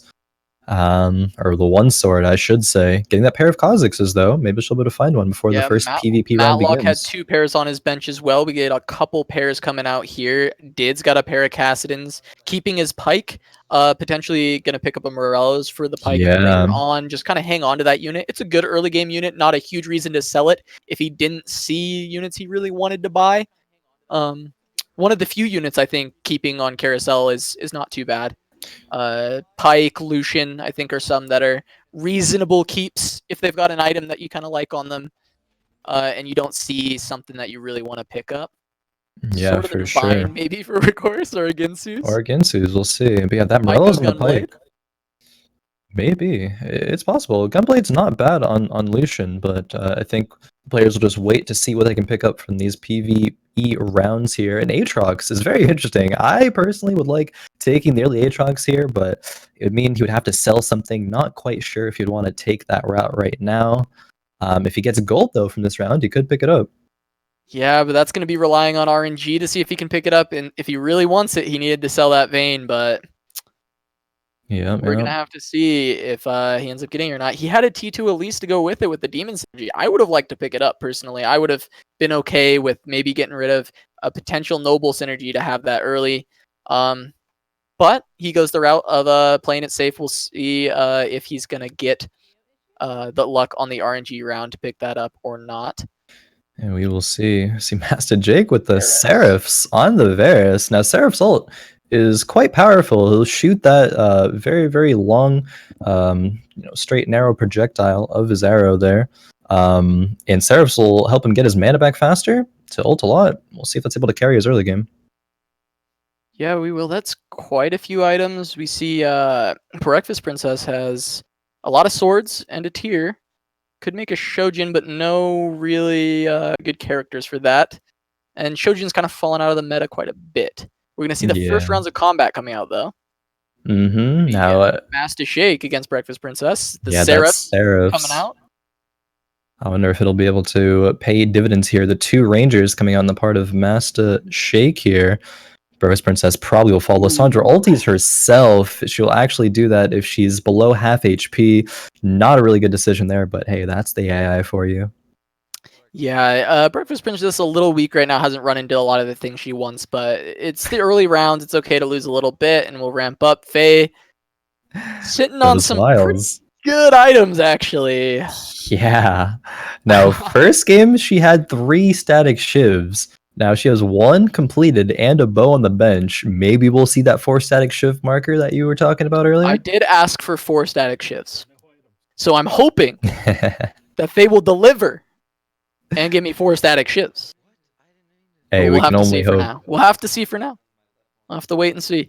There's some Knight synergies here for Matloc. Got the T2 Mordekaiser, T2 Darius, Lulu in the back line. A lot of stuff on his bench. Couple pairs. Got the Vayne pair, got the Tristana pair, Fiora pair. Even that Vigar in there for the potential Yordles. I mean, has a Ooh, the Yordle so package. it could be the Yordle package. I believe it was Matloc last game who was holding on to that Yordle package.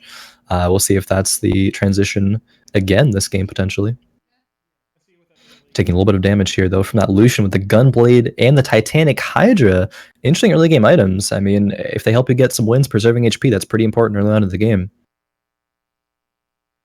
Yeah, that's a redemption on Tristana. Kagirii coming out with these really meta-defining strategies on her Tristana items. We had the Thornmail in the first game. We got a redemption in this game. Yeah, I mean, protecting your backline definitely is something that's going to be appealing. I mean, we did see some assassin players in these games are going to be jumping to the backline. We'll see if it'll work out. Give her a little bit of mana. And now she has 3 assassins if she wants to put the Rengar in, but doesn't quite decide to yet. Selling a few units here, deciding what she wants. The Zephyr, I think Zephyr's a pretty good item. It's a little bit underrated in this current meta, but it does Zephyr the Lysandra briefly. See if she's able to win this fight. I personally end up liking to build Zephyrs in the late game stages. It's still good in the very early game. Feels a little bit weaker when you hit that mid game. And then it feels really strong yet again when you get towards the later stages, when you can use it to position to block out those hyper carries for a couple seconds when those fights end up going pretty quickly.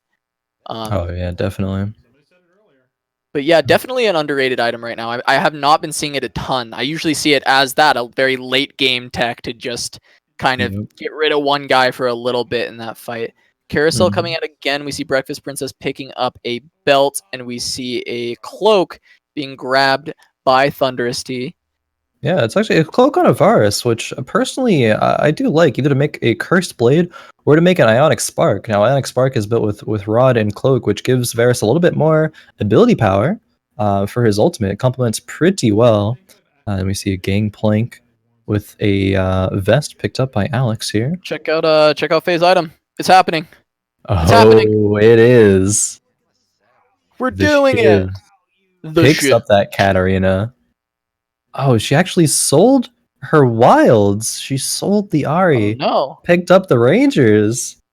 Faye not really holding true to that wild Sork. She's being a little fickle about them.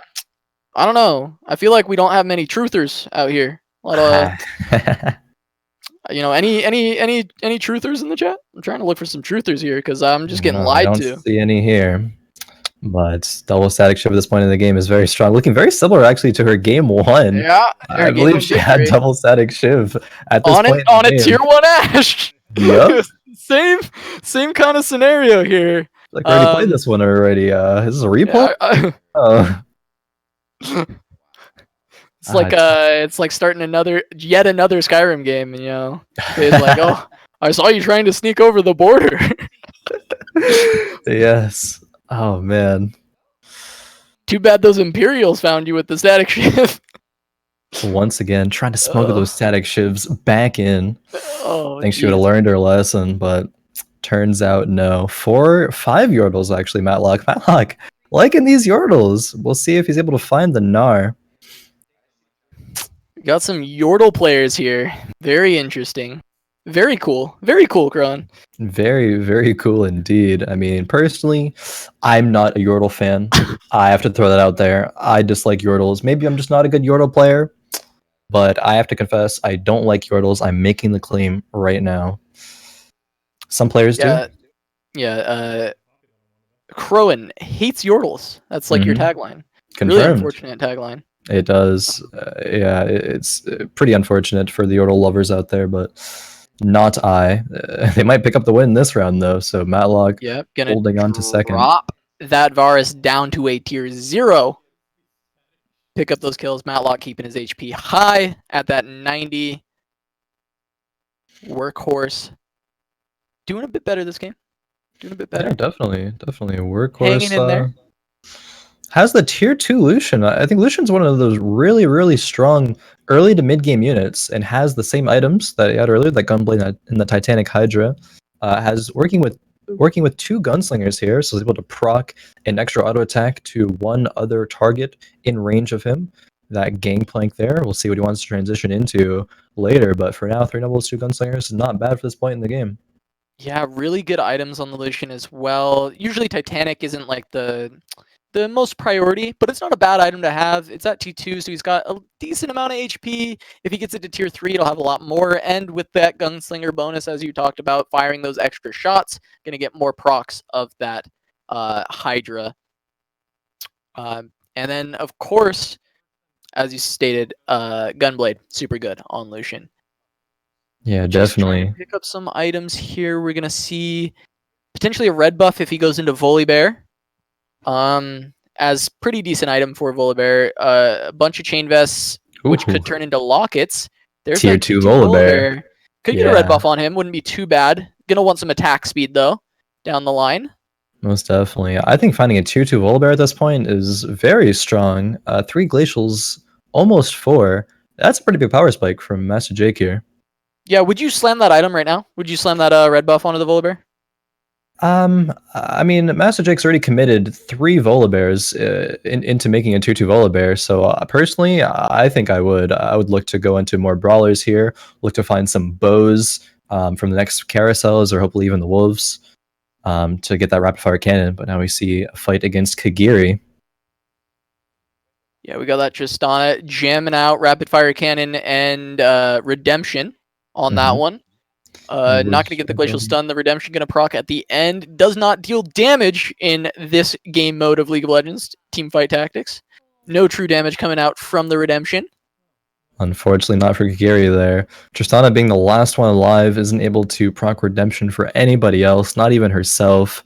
Bit unfortunate there, but we'll see if she's able to make some changes coming on later into this game. Now we see Breakfast Princess here. A lot of pairs. Pair of Vigars, pair of Evelyns. She's rolling. She's trying to find something.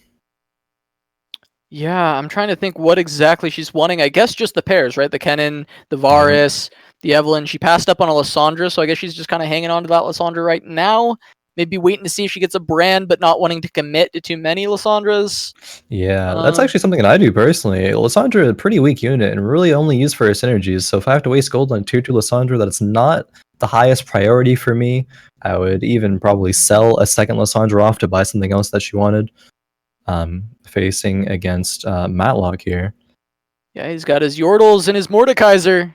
Come back strong Mordekaiser, as we know, a very...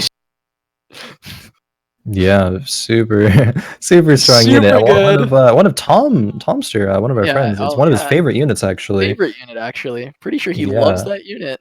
We have another show that we do here on the Heroes Hearth channel called The Goons on Mondays. And we played a fun little game mode that we had to pick a hypercarry unit randomly generated from 1 to 3 cost units, and his was Mordekaiser. I think he got 8th place that game, but it was probably just unlucky. No, that was just really unlucky, just bad RNG. Definitely not Mordekaiser's fault for sure. I think Mordekaiser's a pretty good unit. Of course not. He really took that one back to the drawing board. It's gonna look to make that hypercarry in the future. Yeah, we'll have to see on the next episode if he can make his patented Mordekaiser hypercarry that he loves playing work out for him. But we're going to see Rapid Fire Cannon hard countering this Yordle comp right now. Oh yeah, can't miss attacks against Yordles with Rapid Fire Cannon. Kagirii going to deal a lot of damage to Breakfast Princess here. Oh no, that's hurting. She's fallen very low going into this, I believe, 3rd carousel? Or is this the 4th one? No, I believe this is the 3rd carousel before the Wolves, dropping sub 20 HP here. She has a lot of pairs in the bench. Hopefully we'll be able to find some in the near future to be able to stabilize. But now that's a Leona with a spatula, Draven with a sword, a Gnar. There are some good units here, but items are often higher prioritized than the units. But maybe there's a good unit and item pairing for these players. Yeah, not bad to grab a spatula at this point. Gives you pretty a good amount of versatility. Maybe look for a demon, maybe look for glacial later, blade master. Any of those can be very good to pick up. Workhorse gonna go ahead and snag himself that $4 spatula. I'm interested to see what Faye grabs. I'm hoping she grabs one of these tiers, of course, because I better be using a static shiv. Thank you, Faye. We need more static shivs. She is doing it. The Volibear. No love on the Volibear. The $3 Volibear with the chain vest there. But it turns out it wasn't part of any of these players' plans. The Volibear player, as Mastashjake, already has a tier 2 Volley. Did put the belt on him. Didn't commit to the red buff, though. Did not yet. Maybe what do you we'll think see. He wants there? He might end up making a locket here. A second locket on this Lysandra. I mean, lockets are pretty appealing. That's a 400 shielding to everything there.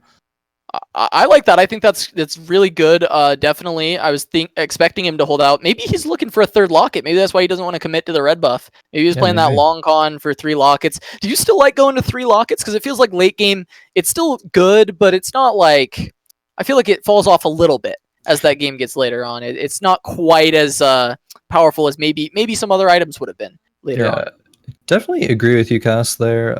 3 lockets, not maybe the best. It's still good, though, especially with some of these meta compositions that feature at least 3 sorcerers and either stack your Kennen or your Morgana with these lockets. It does give them the base spell power from, the Rod making those lockets, so it's not bad. Could be utilized. Maybe not the strongest after the nerfs, as you said, but I think it's still viable. Okay, yeah, no, that makes sense. That's going to be a T2 Aatrox for Dids. Dids actually not going Shyvana this time. We see a Gunslinger commit. He's probably going to go Blade Masters as well here with that T2 Aatrox. Interesting to not put in the Aatrox here. Did he just not get it in time? Or Maybe do you not. think he wants that second pike? I mean, he's against a Phantom anyway, so this will be fine. Very easy, breezy, beautiful. Gets out of there, he's fine. Yeah. Actually, last round, Breakfast Princess did fall, I believe. Wasn't able to find those upgrades. Now, Thunderous T falls as well. But still, no more 8th place for Thunderous T. No more 8th place. Got an 8th, a 6th, and a 7th, I believe. So still some room to get into that top 4 next couple of games here. But yeah, unfortunately, Breakfast Princess couldn't find those pairs. We see Matloc here having pretty high HP. Faye, again, in first place in the lead. I believe she's been in the lead all 3 games. Faye's a very, very strong player and is getting those really good items. So those 2 things combined is going to be super strong for her. Yeah, Kagirii and Workhorse hanging on this game. Looking at Faye's comp, again, a lot of tier 1s, just showing the power of these ranger compositions right now and the power of the static shivs. It really shows here because she's at 88 HP. If you look at her comp, it doesn't look that strong. Right, like you just look at that, it's just tier 1 units. You're like, it doesn't strike fear into your hearts, and then you look at the items and you're like, okay, yeah, I get it. All right, sure, but the items and exactly what units they are. 4 Rangers pretty good in this meta. Braum, I think Braum's a really, really good frontline in this meta. Braum's super tanky, especially when he puts that shield up. That's huge damage mitigation. She picks up another tier. If Faye gets 2 more bows, you know what that means, Casa? 4 static shivs, baby. Let's go. There's 4 static finally shivs. T2 unit for Faye. Yeah. Another Braum. Go for Braum 3. Let's go. Braum 3? Braum 3. World first. Where's it at? She's rolling. Trying to find these upgrades here. Hey, maybe she'll pick up some Braums. It doesn't look like that's what she's prioritizing here, though. Those are some pretty good upgrades, though. Getting the Varus and the Ashe, especially the Ashe with those static shivs, it's going to help, pump out a lot more of that damage, a little bit more HP, get that ultimate off a little bit quicker. Really close on the Kindred. That'll be a huge upgrade when she gets it, and she's already strong. So I expect her to be win streaking for a while now. Oh, definitely. Really, really smart on Faye's part to realize that she needs to find some of these upgrades to maintain her win streak, and she does just that here, taking out Kagirii, that tier 2 Varus and tier 2 Ashe, really wrecking the damage charts here. Ashe was number 1 on that damage chart there with the 2 static shivs. Yeah, Did's got those gunslingers, though, that can do okay if he has the right items into the Ranger comp, just because of all that damage coming out. If it can get the kill onto the Kindred before the ult goes down and get the applications of either the disarm or the shrink, whatever he's got. He does have the disarm right now. It can be okay, but it gets a lot harder as this game goes on, and there's a lot more glacial stunning those gunslinger units, not letting them attack. So we'll see if Dids has a chance. I'm hoping to see Dids versus Faye pretty soon. Kind of see that power level, gauge where he's at, because Faye looks really strong right now. Indeed, we see Kagirii has 2 Imperials, 3 Assassins, still has that Tristana in the back there, but that Tristana is going to fall to these Assassins all jumping on top of her. These Pikes, the stuns, 2 stuns coming out by the Pikes there. It's just too much. AlexDidz taking out Kagirii in this round. Not quite eliminated yet. Hanging on, though. Not quite going to die. Trying to stay alive and get into those points. Trying to make that top 4. Going to be a really rough road ahead of her. We have Matloc still on these Yordles. A lot of T1 Yordles, but that is a T2 Veigar, looks like. T2 Tristana. Can't quite find the Lulu, the Kennen, or the Poppy yet. But he's got some pretty good items. Curse Blade, Tristana. Ionic Spark on the Draven, a little bit interesting of the placement there. But he did pick up that Draven with a cloak, I believe, right? Maybe? I believe so. Not sure. It might have been. I think it had an item. It did have an item. It might have either been a sword or a cloak. Don't quite remember, but it might have used that to make the Zeeks if so. But Matloc is sitting on 50 gold right now. So he's pretty ahead in terms of economy. Actually, yeah, 50 gold, a lot of items on the bench. Yeah, and not still able a to. good amount of HP. Well, less Until running into Less Faye now. with her Static Shiv Rangers. I believe he was in either second or third place and is now dropping down. I believe Kagirii was eliminated there, 5th place. Just barely out of or 6th place, sorry, barely out of that top 4 by a couple of spots there. In another carousel round. Workhorse clawing his way back into a better position. The break really paying off for him, able to refocus, keep himself from going out in the first 2 spots. That Fighting over the points, things on the carousel. We see a Kale. BF Sword, maybe not the item necessarily people are wanting, but you can still go into like a GA or something with the Kale, and it's not a bad item if you want that unit, and it looks like Workhorse does want it. Yeah, GA or Shojins. Uh-oh. Faye There's grabbing another a bow. one. There's And with another one. Another one. And the Another Raptor round coming up, maybe she'll get another one on top of that as well. Another one. We the best item. Definitely. I wonder if she'll put that on the Ash. Just do it. Yeah, just do it. Just put it on. Triple Static Shiv Ash. Oh, shit. Okay. All right. Oh, man. One more. One more. Give that 4 threshold. She's only 1 bow away. Yeah, It she's definitely is just a a bow away. achievement. Deets fighting a clone here. I wonder if Workhorse is going to be doing okay. Matloc going against, it looks like, Mastashjake. Jake. Mastashjake rocking those lockets. The tier 1 Draven won't be enough damage. The Braum gets the shield up here. I think these lockets are going to survive long enough. Draven trying to pump out a little bit of damage here. Tristana will be able to finish off that Braum, though, at least trying to preserve a little bit of damage for Matloc there. But he's looking a little bit rough there at 30 HP. Workhorse, oh no, he took a big hit this round. Sold the Draven, actually. Didn't want that Alex Spark on him after all. Yeah. I don't know if that'd be worth it over making the tier 2 Draven there. I think that might have been what he needed to try to stabilize in this game. But he has a lot of gold to work with. We'll see if he's able to pick up another tier 2 Draven in the future. Yeah, he's going to need to start spending soon, though. He lost a lot of HP. He probably shouldn't be sitting at 50 anymore. Should try and start spending, find these upgrades as quick as possible. Maybe even get a level up here. After this round, I'd like to see him trying to get a little bit more on these upgrades because this gold isn't going to save him. Faye's going to deal probably 20 damage to him right now, I'm expecting. I'm calling it now. It's going to be in the 20s. 20-something. Probably. It's going to be close. It's that 30 HP right now. Not quite. The Vygar is able to kill one, so that's not going to quite do 20. Yeah, about 15 damage to Matloc instead. That still hurts. He's got to start spending. Workhorse able to stabilize this round. Seems like he didn't lose any HP. Maybe he can find his way onto the podium, get some points on the board. The break? Yeah, maybe. I mean, it's a PvE round right now against the Raptors, so it's a break for all of our players right now to either try to, level up, figure out what they're going to do, what direction they want their comp to go. Mastashjake here sitting on a pair of poppies. Tier 2 poppy in the front. Still holding onto that Volibear. Did end up making a red buff Volibear. Yeah, that's a lot of Glacial out there, but he's not quite on 6. He's got 5 Glacial in right now. 2 Elemental is not quite the 3rd. So he's missing a little bit on synergies here. I would like to see him try and swap in something maybe for the Poppy or the Varus. Try and get in that last Elementalist, get that last Glacial. He's got to try and find those units. Because his comp looks fairly good. I mean, getting 6 Glacial, 3 Elemental is pretty strong comp. It's a respectable comp. Especially if he can get this Volley stacked up a little bit. I think that's actually one of the stronger compositions in this meta right now would be to maybe take out that Poppy, put an Elementalist for Elementalist, Ranger, and Glacial. There's the brand. He hit brand. Oh, he did. Let's see if that's the route he wants to decide to go down.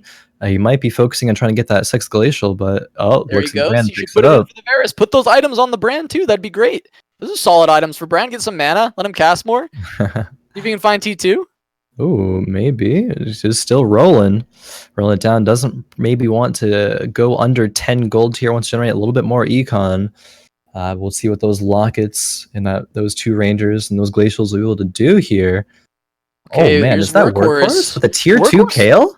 Oh shit! Okay, 6 noble tier 2 Kale Oh man, that's scary. Delusion still has the same items from the early game that with a red buff added on. Yeah.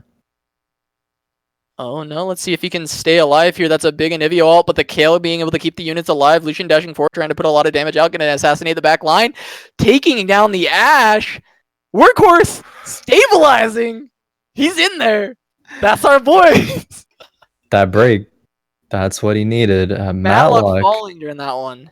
Yeah. Going out at just 5th. Barely out of the points here. Matloc, one of the more experienced players here, but not being able to reach that top 4 to generate the points. Maybe those Yordles were not quite strong enough. Maybe he didn't find that tier 2 Draven. Gonna be a lot to think about jumping into the next game. What to change. You know what this means? Do you know what this means? What does it mean, Casa? The break has brought Workhorse onto the winner's podium. He's got some points on the board. Let's see how far he can go. He does have a pretty strong comp, though. He's got the 6 nobles. Oh, yeah. Tier 2 Kale alone is a very scary unit. We see this fight between Dids and Faye. Faye still looking incredibly strong. Dids, if he can get the disarms, actually, Tristana, it's going to be close, but not quite. He would have to get the disarm on the Gunslinger proc there to be able to win that one, but still very close. If he gets the good procs, like I was saying earlier, he's got a chance to beat that Ranger comp, but it's a lot of RNG involved for him to win that. There is. Gunslingers are very RNG. But yeah, we'll see if the Gunslingers are able to pull out the victories in later matches. It was really, really close that time, but not quite. Faye still being a bit strong right now. But we see AlexDidz composition here. Yeah, those Gunslingers, those Blade Masters. A tier 3 Pike, actually, of Morello's. That's interesting. Tier 3 Pike is so strong. I believe that might be a 3-second stun on his ultimate. Maybe 3.5. I believe it's actually nerfed to 3. Yeah, it did get nerfed. I don't remember the exact patch on it, but it did get the stun duration nerfed. But it's still an incredibly strong unit, and we're just going to see how he stacks up against this noble buff of Workhorse. That T2 Kale doing a lot of work right now. This might be a lot of damage onto Dids, but that's going to be a big slam coming out of the Aatrox, a big stun coming out of the Pike, but that's not going to be enough. Disarm coming down onto the Pike, and then the Lucian still pumping a lot of damage, healing himself quite a bit. Yeah, that's going to be a good amount of damage onto Dids, but he's able to find a few more kills as this is going out. The second disarm item, does that increase the chance to disarm? It does indeed. Oh, right. So that would be a 50% chance, yeah, to disarm. Oh, so that explains a lot of disarms coming out there. It's not quite enough. Did end up taking out that Kale, so didn't take all that damage, but still needs a few more upgrades. Now, yeah, that disarm item did help quite a bit for Did, saving a lot of HP, so that's really good. Workhorse moving his way up the podium as we see Shake going out at 4th, and he's top 3, baby. He's top 3. He's coming back. You know, keep referring to that break. He was mentally scaling. He just needed that time to really recompose, and he's back here, you know, showing people why that he made that promise, that bet that he's going to become victorious and gift out some subs in the chat. He's really trying to prove himself right here. Yo, Workhorse said, bet. Came back from break, hit him with the bet. He's seeing if he can get them subs for the chat here. Give it up for Workhorse. Get some cheers in the chat. Get some biddies for him. Let's see if we can get Workhorse this win with his noble comp. T2 Kale can bring it home, maybe. We'll see. We got Faye. That's a really strong one. We get the Phantom down onto Vayne. Gonna get the Kale ult coming down. That's gonna be a big ulti coming out of Sejuani, stunning out a lot of members. We're gonna see. That was what? Excuse me? Excuse me. Khroen. Oh my, does that take? Oh, that doesn't take out Workhorse, but that was so much damage. Faye's comp is insane. Nani the fuck, my guy. That was a. Oh man. Everything just died, like out of nowhere. Like it looked okay. It was like looking good. Workhorse is like in there. He's got some good ultis coming out. I was like, oh no, this Sedge ult's kind of scary right now. Oh fuck, my whole comp is dead. I quite literally blinked and missed it. That was insane. How's Workhorse? Oh I mean, my God. I maybe think he'll it was need a another few shiv. months to It was recompose. a shiv proc on top of the Karth assault coming down at the same time. I'm Yeah, pretty sure is what happened. that'll do it. We'll see it again here.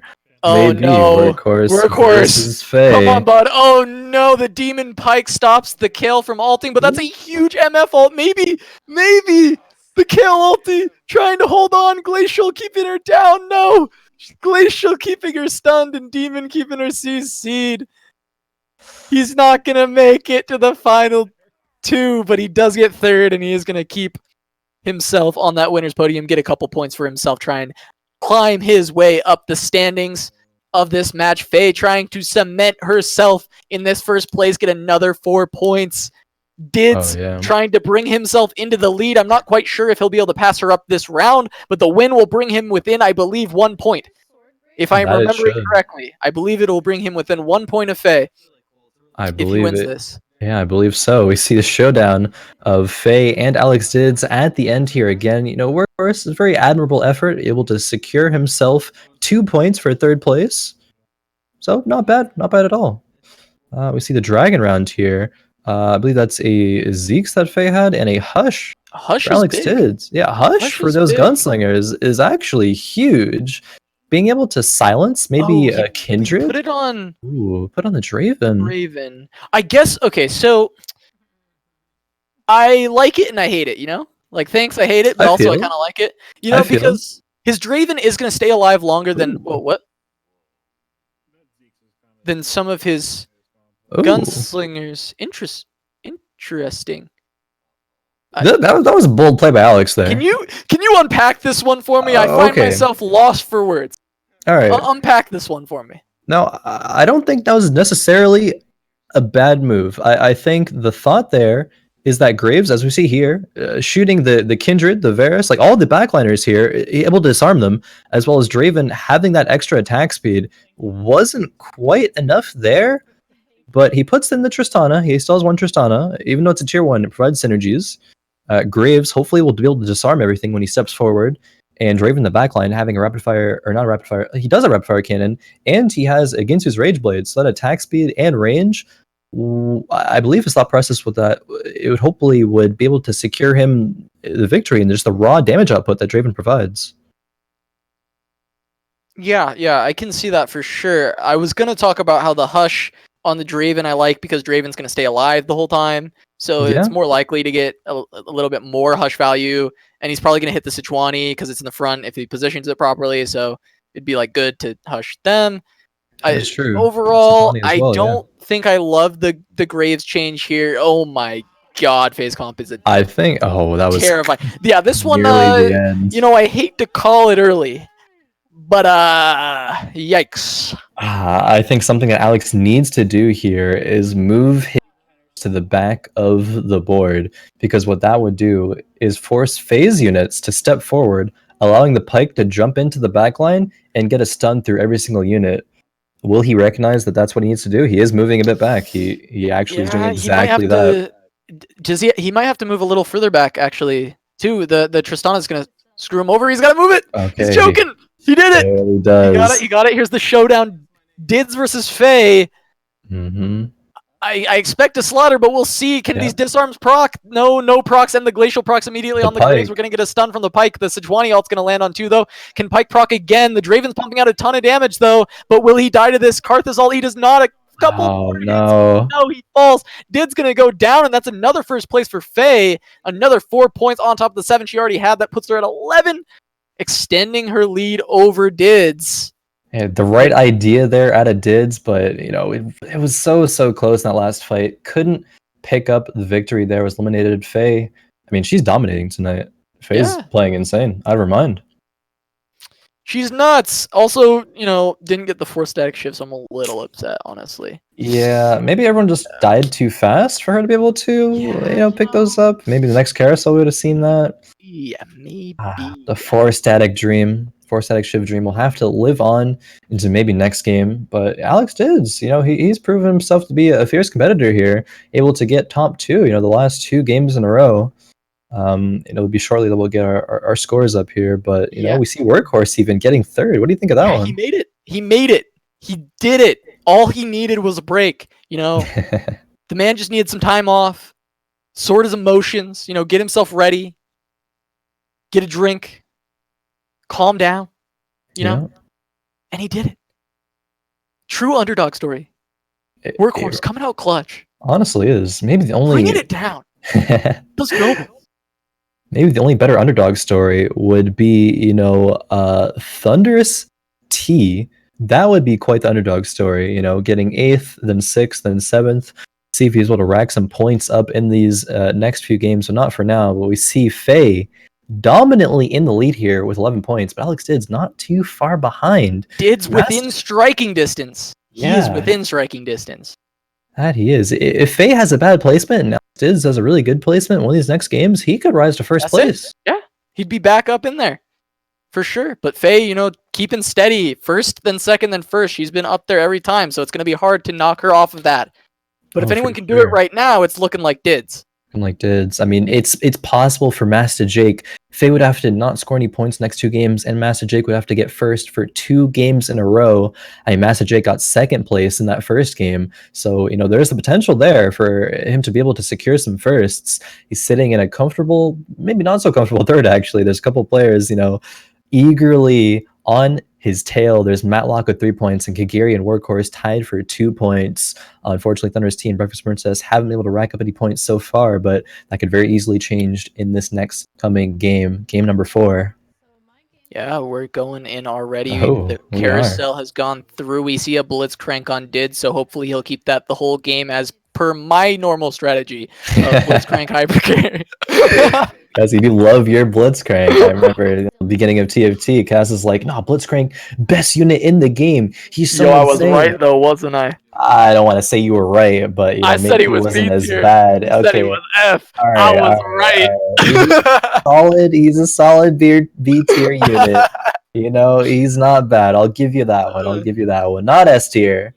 I never said it. I gave him a solid B. A solid B for sure. I'll give you that one. Mastashjake here with the Ari with a bow. Maybe we'll go into those static shivs as Faye likes to do. And it's been working out for her. So maybe some players will try to take some notes, out of her book, try to copy what she's doing. We'll see if that's on any other players' radars here. Yeah, he had the Wilds package. We see a T2 Nidalee already. Yeah. Set up on this board here for Thunderous T. That's a pretty good start coming out. He had a couple items on the bench as well. That he did. A couple items coming out of here. Kagirii rocking that Zed right now. Mm-hmm. Got some scouting coming out for Breakfast Princess. The early scouts. I like it. She has the Garen, Lulu, Graves, and a Nidalee here. Finds some pairs. AlexDidz also finds a tier 2. Also has a pair of Garens, but is he gonna keep in the wild buff or put in that tier 2 Fiora? We'll see. A lot of Fioras actually. Faye with a couple as well. The tier 2 Warwick. Yeah, a lot of Fiora players here trying to find their duelist, get their Blade Masters rolling. Really probably just trying to find pairs, but Yeah, that's the most important thing. Early game, just try to find those pairs, then make them into those tier 2 units. We saw a few wilds there. Matloc doing some scouting as well. Oh, I think Kagirii still only has 1 unit. She might have disconnected or something. We'll see if she's able to jump back into this game soon. Yeah. Breakfast Princess, we'll see if she starts stacking those static shivs. There. We'll see if she goes into that. Kagirii gonna build a Ginsu's. Gonna re-roll there, trying to look for something. Trying to look for whatever she wants. She's a little bit disadvantaged, unfortunately, that crash, but only lost 4 HP. It's still manageable here. It's definitely still manageable for her to make a comeback here. Putting 2 ninjas in, so losing out on that 1 ninja bonus, but we'll see if that Rage Blade's enough to have her stabilize. We'll see if those units are strong enough without the bonus. They can be strong enough on the first round if you run into someone who hasn't hit very high rolls on the T2s. Yeah. See a Fiora T2 here doing some damage. Workhorse has a red buff on his pike right now. I think he probably just put that in to try and find some wins on the early rounds. He's probably expecting to sell his pike. I don't dislike that at all. I think he's on level 4 right now, which a lot of other players will be on level 3 at this point, but spent that gold to level, put those nobles with the pike in there. I think Workhorse, hey, we keep referring to that break, really, he's really got his momentum back after that. So, hey, he's looking pretty strong here in this early game. Yeah, for sure. I'd like to see Breakfast Princess complete that item to try and help out her early game here, try and start to win streak a little bit, keep some HP going, especially in this very fast meta. She's got some good items. She has the potential to win streak, so I'd like to see that out of her. Oh yeah. Mastashjake. Mastashjake the 4 wilds already. Now it's not going to be providing too much synergy because the wilds will just give the bonus to themselves already, having 2 of them. But 4 wilds, we'll see once he levels up what units he wants to pair with that. It's really early to get 4 wilds. Yeah, that could pay off. That could work out. He should. I think he should try and start leveling quickly then, right? Trying to find those early levels and try and move swiftly into the maybe Wild Sork. Try and find that Morgana, Aurelian Soul, something like that early on. There's a couple of paths to take. It's either to find those upgrades of those units early on, or level try to find those more expensive units. We'll see which route he decides to go down later on into this game. Checking with Faye briefly there, and Thunderous T with a few shapeshifters. Only has 2 in right now, but we'll see if Thunderous T decides to put in that 3rd shapeshifter eventually. That Shyvana comp that we saw earlier from AlexDidz, maybe that's something that Thunderous T is looking for this game.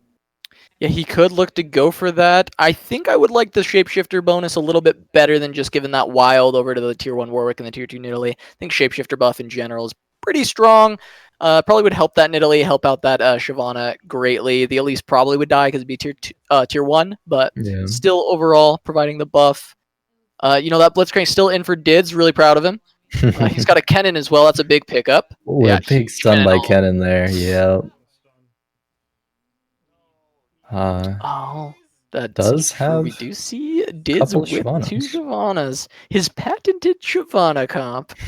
Gonna see if he can go back to the success he had and try and find another win. He really needs it to climb his way up in the standings and try and take down Faye. And what do we see there in that carousel? We saw Shyvana with a spatula. That could be interesting. Not bad. Yeah, I've seen a lot of texts for players making Shyvana a sorcerer to get her ult off even faster, because if you make someone a sorcerer, you generate mana a lot faster. I believe you get double your mana generation. It was snagged up there by Mastashjake. Yeah, Faye taking a bow. Bad. It wouldn't be bad for a sorcerer comp either, because you can set up the dragons and then you have 2 sorcerers already with just the Shyvana and the Aurelian Soul. You just 1 more. Can be quite a few routes to go with that. I could see Demon working out too, but it'd be a little bit weird. But there are 2 Demon shapeshifters, so you could theoretically find a way to make a Demon comp out of that and make it work. Yeah, that you could. Static shift for Workhorse. He's finishing. He's learning. Look at this. He's finishing items early that are really strong. Setting himself up to streak. Recognizing the power of the static shivs. Every single player in this game knows the strength of static shiv after seeing Faye, get first, second, and then first again with primarily building static shivs. I mean, it has to be on these players' radars at this point. Absolutely. We're going to see this fight here between Breakfast Princess and Mastashjake. Looks like Breakfast Princess is going to come out on top on this one. Mastashjake going to take a decent amount of damage. It's still early game, so you don't take too much, but all 4 of the units on Breakfast Princess's side stayed alive, so it's going to hurt. Going to hurt a little bit, dropping down below 80. Yeah, not quite. Some of the worst HP you could be at going into Krugs is probably like 50-ish if you get really unlucky, so players aren't quite down there, but 74 HP is still pretty low for this point here. We see Thunderous T did put in those 3 shapeshifters. Now, I wonder if it'll be strong enough to try to stabilize here. Another couple of Shyvanas might, make the difference with another release there as we see that pair. Yeah, we see these shapeshifters. Thunderous T See, he's going into this fight. This is not looking good for him. That's 4 brawlers and a cannon. That looks pretty terrifying. Elise gets hooked in. Looks like she'll probably die pretty quick. The cannon hitting onto that. A lot of damage with that ninja bonus. Volibear already popping his ult, and we're not even going to see... Oh, we do see the transform from the Shyvana. That's going to help out a little bit. Get one of the kills. Probably prevent a little bit of damage for Thunderous T. But overall, 4 brawlers this early is pretty terrifying. And a cannon for the damage output. Oof, down to 64. Definitely. Thunderous T is going to have to make something happen in the near future here. But we jump on over to Matloc's board here with the Tier 2 Lucian and Tier 2 Shen. Some pretty good early game units. And that's actually a Braum with a Warmogs. I like that a lot, actually. Braum being a very tanky unit. The next item I would like to see on that Braum, actually, is a Thornmail. So, we can see, similar to the Shyvana, coming out of AlexDidz in game number 2 with a double Thornmail. Braum is a very good unit for that as well. He puts up his shield, mitigates a bunch of damage, and reflects it with that Thornmail. How do you like stacked Braum as a comp going for like first place in a lobby? Because I know it's very good for going top 4. It's a very good comp to just hit that top 4. If you got those items, you got a Braum, you should be able to land top 4 with that. But going for that final, getting that first place, getting that dub, do you think stacked Braum is a good enough composition for that?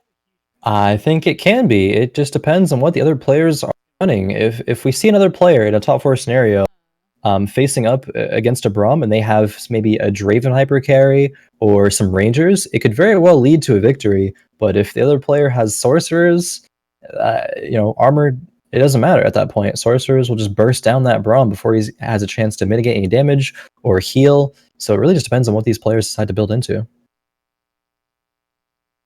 All right, we're going to see a couple gunslingers and some nobles here for still. Static Shiv, red buff, still sitting on these. He does have the option for an Ionic Spark on his bench. Would you like to see him go into that? Try and keep this win streak? It's a little bit late at this point. It's still strong, definitely. Yeah. Around this time, but might not be as good as if he had it a little bit earlier. And maybe at this point he wants to look for Cursed Blade or something else with those items, maybe a locket going in later on. Not quite sure. He has a couple of gunslingers, a couple of nobles.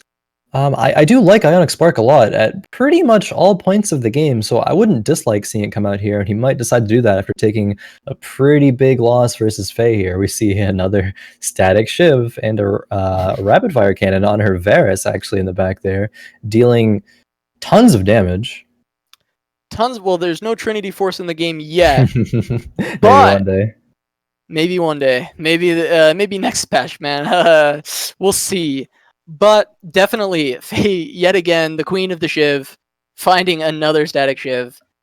So many bows, actually. Yeah. Definitely see Breakfast Princess here. A couple of wilds. Tier 2 Ahri. Maybe we'll try to go into some Sorks or some wilds. There's definitely a lot of options on the bench there. She had a couple Sorks on the bench. Had the Yordles package, as we've talked about so frequently. We should probably stop talking about Yordles packages, but that's okay. Yordles. I don't know. We'll see if we're able to pick up a victory. Assassin Shyvana for Mastashjake. I'm excited to see this one. I like it. Yo, that's another one of them bold pickups for the items here, but we'll see how that works out for him. Tries to jump away from the cannon, isn't quite able to, but Mastashjake does find the victory here. These tier 2 units with the Ahri and the Nidalee pretty strong right now, as well as the Akali. It's only tier 1, but maybe finding a tier 2 of that later on, as well as putting some items on her, might lead to some huge success in the mid game. Kagirii sticking with those 2 ninjas she had from earlier.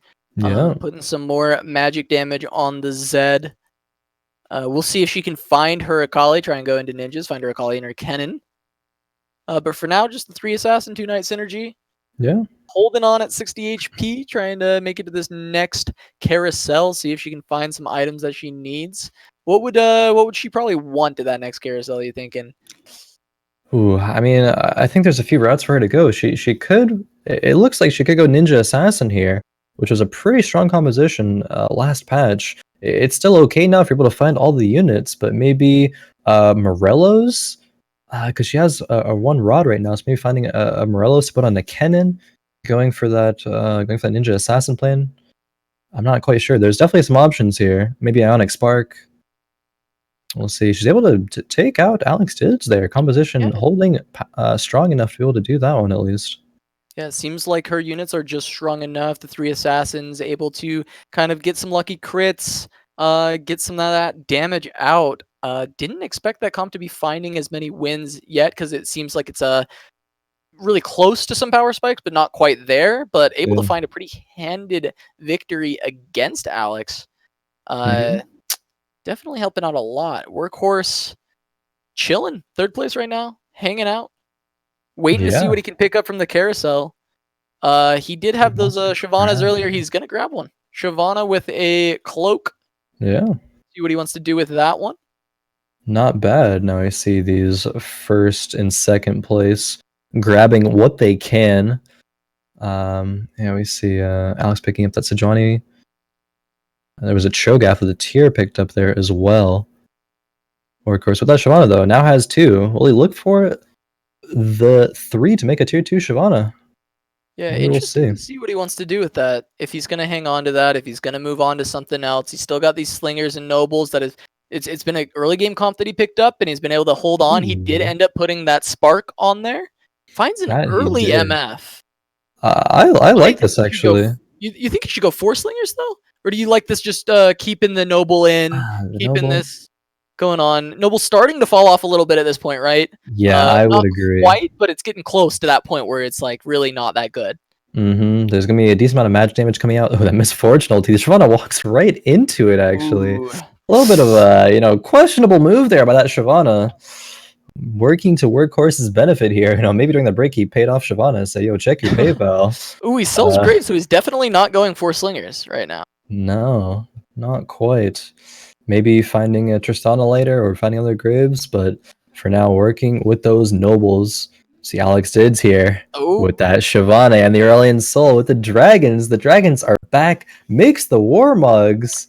AlexDidz back on his bullshit with his tier 2 Shyvana, looking for that tier 3. He's got 2 more already, trying to find a couple more of those. He's already 1 item in. He just needs some of those vests. Yeah, I mean, the rest of his composition, though, looks kind of weak. Is able to pick up a Volibear too. Doesn't have the Brawler buff anymore as he sold the Warwick. I might have liked to see him keep that Warwick and keep it in over one of those Cannon 1s. I'm not quite sure there, but picks up a Gnar for that Shapeshifter. That's a pretty good pickup. Against Faye here. Faye in 1st place right now. Those cannons. Double cannon ult, but one of them gets sniped away. Faye's got that Shiv. The Varus casting actually pretty bad for Faye, but able to find the kill onto the Shyvana. But this is just a ticking time bomb of Didz right now. Faye's got to hope that Didz dies before he hits his items because that was already close. And the Shyvana is not nearly as stacked as it could be.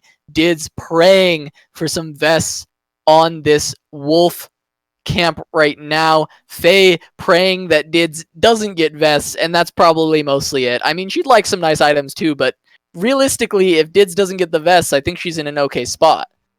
Yeah, I think so too. She doesn't have 2 Rangers yet. Faye actually had 4 Demons as her only synergy. So maybe just not able to find those ashes for the Rangers. I'm not quite sure. But yeah, we see some ashes here picked up by Matloc, so it's going to be harder for anyone else to find any. We see 4 Glacial, 2 Ranger, 2 Guardians. That's a solid composition here, guys. Yeah, Matloc positioning himself quite well. He's currently sitting in 2nd, but I think he may have the strongest comp currently. 4 Glacial, 2 Ranger, 2 Guardian. Pretty strong. Probably does okay into that demon composition that Faye's holding on to right now. Probably does okay into the gunslingers that Workhorse is hanging on to right now. I'm not sure if anyone's going to be able to take him down in a fight. We'll have to see, though.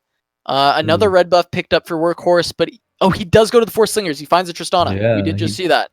Sold his pike though, so no pirates to generate that extra gold, but we'll see if the 4 gunslingers are enough. I mean, HP is more valuable than gold, so if he's able to secure a win streak here, that would be pretty good. AlexDidz here, 2 Gnars in. The Assassin Shyvana stacked with 3 items. 2 of them are attack speed. One's a rapid fire cannon, so she's able to hit over, countering the other Shyvana right now. Being able to hit all that attack damage. Yo! The Shyvana popping off. See, Alex here, he has his hands up. He doesn't know what to do. That Shyvana on the side of Jake clearly superior to his Shyvana right now. He's like, what do I do? Taking my Shyvanas and has better items than me? How do I deal with this? See, Jake there, he's relaxing. He's cruising. Yeah, Alex right now doing well into comps that deal magic damage, but most of the strong comps right now are mostly physical. Jake hitting him with the Assassin Shyvana, dealing a lot of damage, but then we also have a couple Ranger comps that are doing quite well right now, so Didz may run into some struggles if he can't find those chain vests. Yeah, I'm not quite sure. We'll see what they're able to pick up in the future. Workhorse here still with those 4 gunslingers, the stacked Lucian, sitting at a comfortable third, 53 HP. That's not too bad for this point of the game. I mean, Faye still maintaining first place as she's been doing all night. We see here with, she's picked up a bunch of other synergies, actually. She's picked up Blade Masters, Rangers, 1 Ninja in, facing against Kagirii. Kagirii did sell the Shen, though, so is missing another one of the ninjas. Picked up Akali instead, so just sitting on those assassin synergies. Not gonna go for ninja this game, just the assassins. Yeah, dropping very, very low here. Kagirii, will she be able to hold on? I'm curious as to see her next round, what she tries to do to stabilize here. She's on a 4-loss streak, but she needs to make something happen right now. Another Zed tier 2. That's something. That's good. It's an upgrade. I would pick up this Kennen, try and find that Shen once again, and get that ninja synergy going. That could be really good. There's both of them right there. The ninja synergy there for Kagirii. Will she grab it? She's put that in over her knights. She's thinking about it. She's thinking about it. Like to know, she rolls it away. Decides to keep the knights in. We'll see. I mean, her assassin, she has tier 2 Zed now. Tier 2. Oh, I think she sold the Mordekaiser and it put in the Katarina. So that's not bad there. She has 5 assassins, needs 1 more. If she's able to live through this round against Workhorse, maybe she'll be able to find that 6th assassin. I think that's the plan that she's doing here, but it's not looking like it. And that MF with the big ulti gonna take down Kagirii. Gonna fall out in 8th here. But we see Thunderous and Didz both very low right now. That's a lot of damage going down onto Didz. He's barely hanging on. Thunderous was versus Didz there.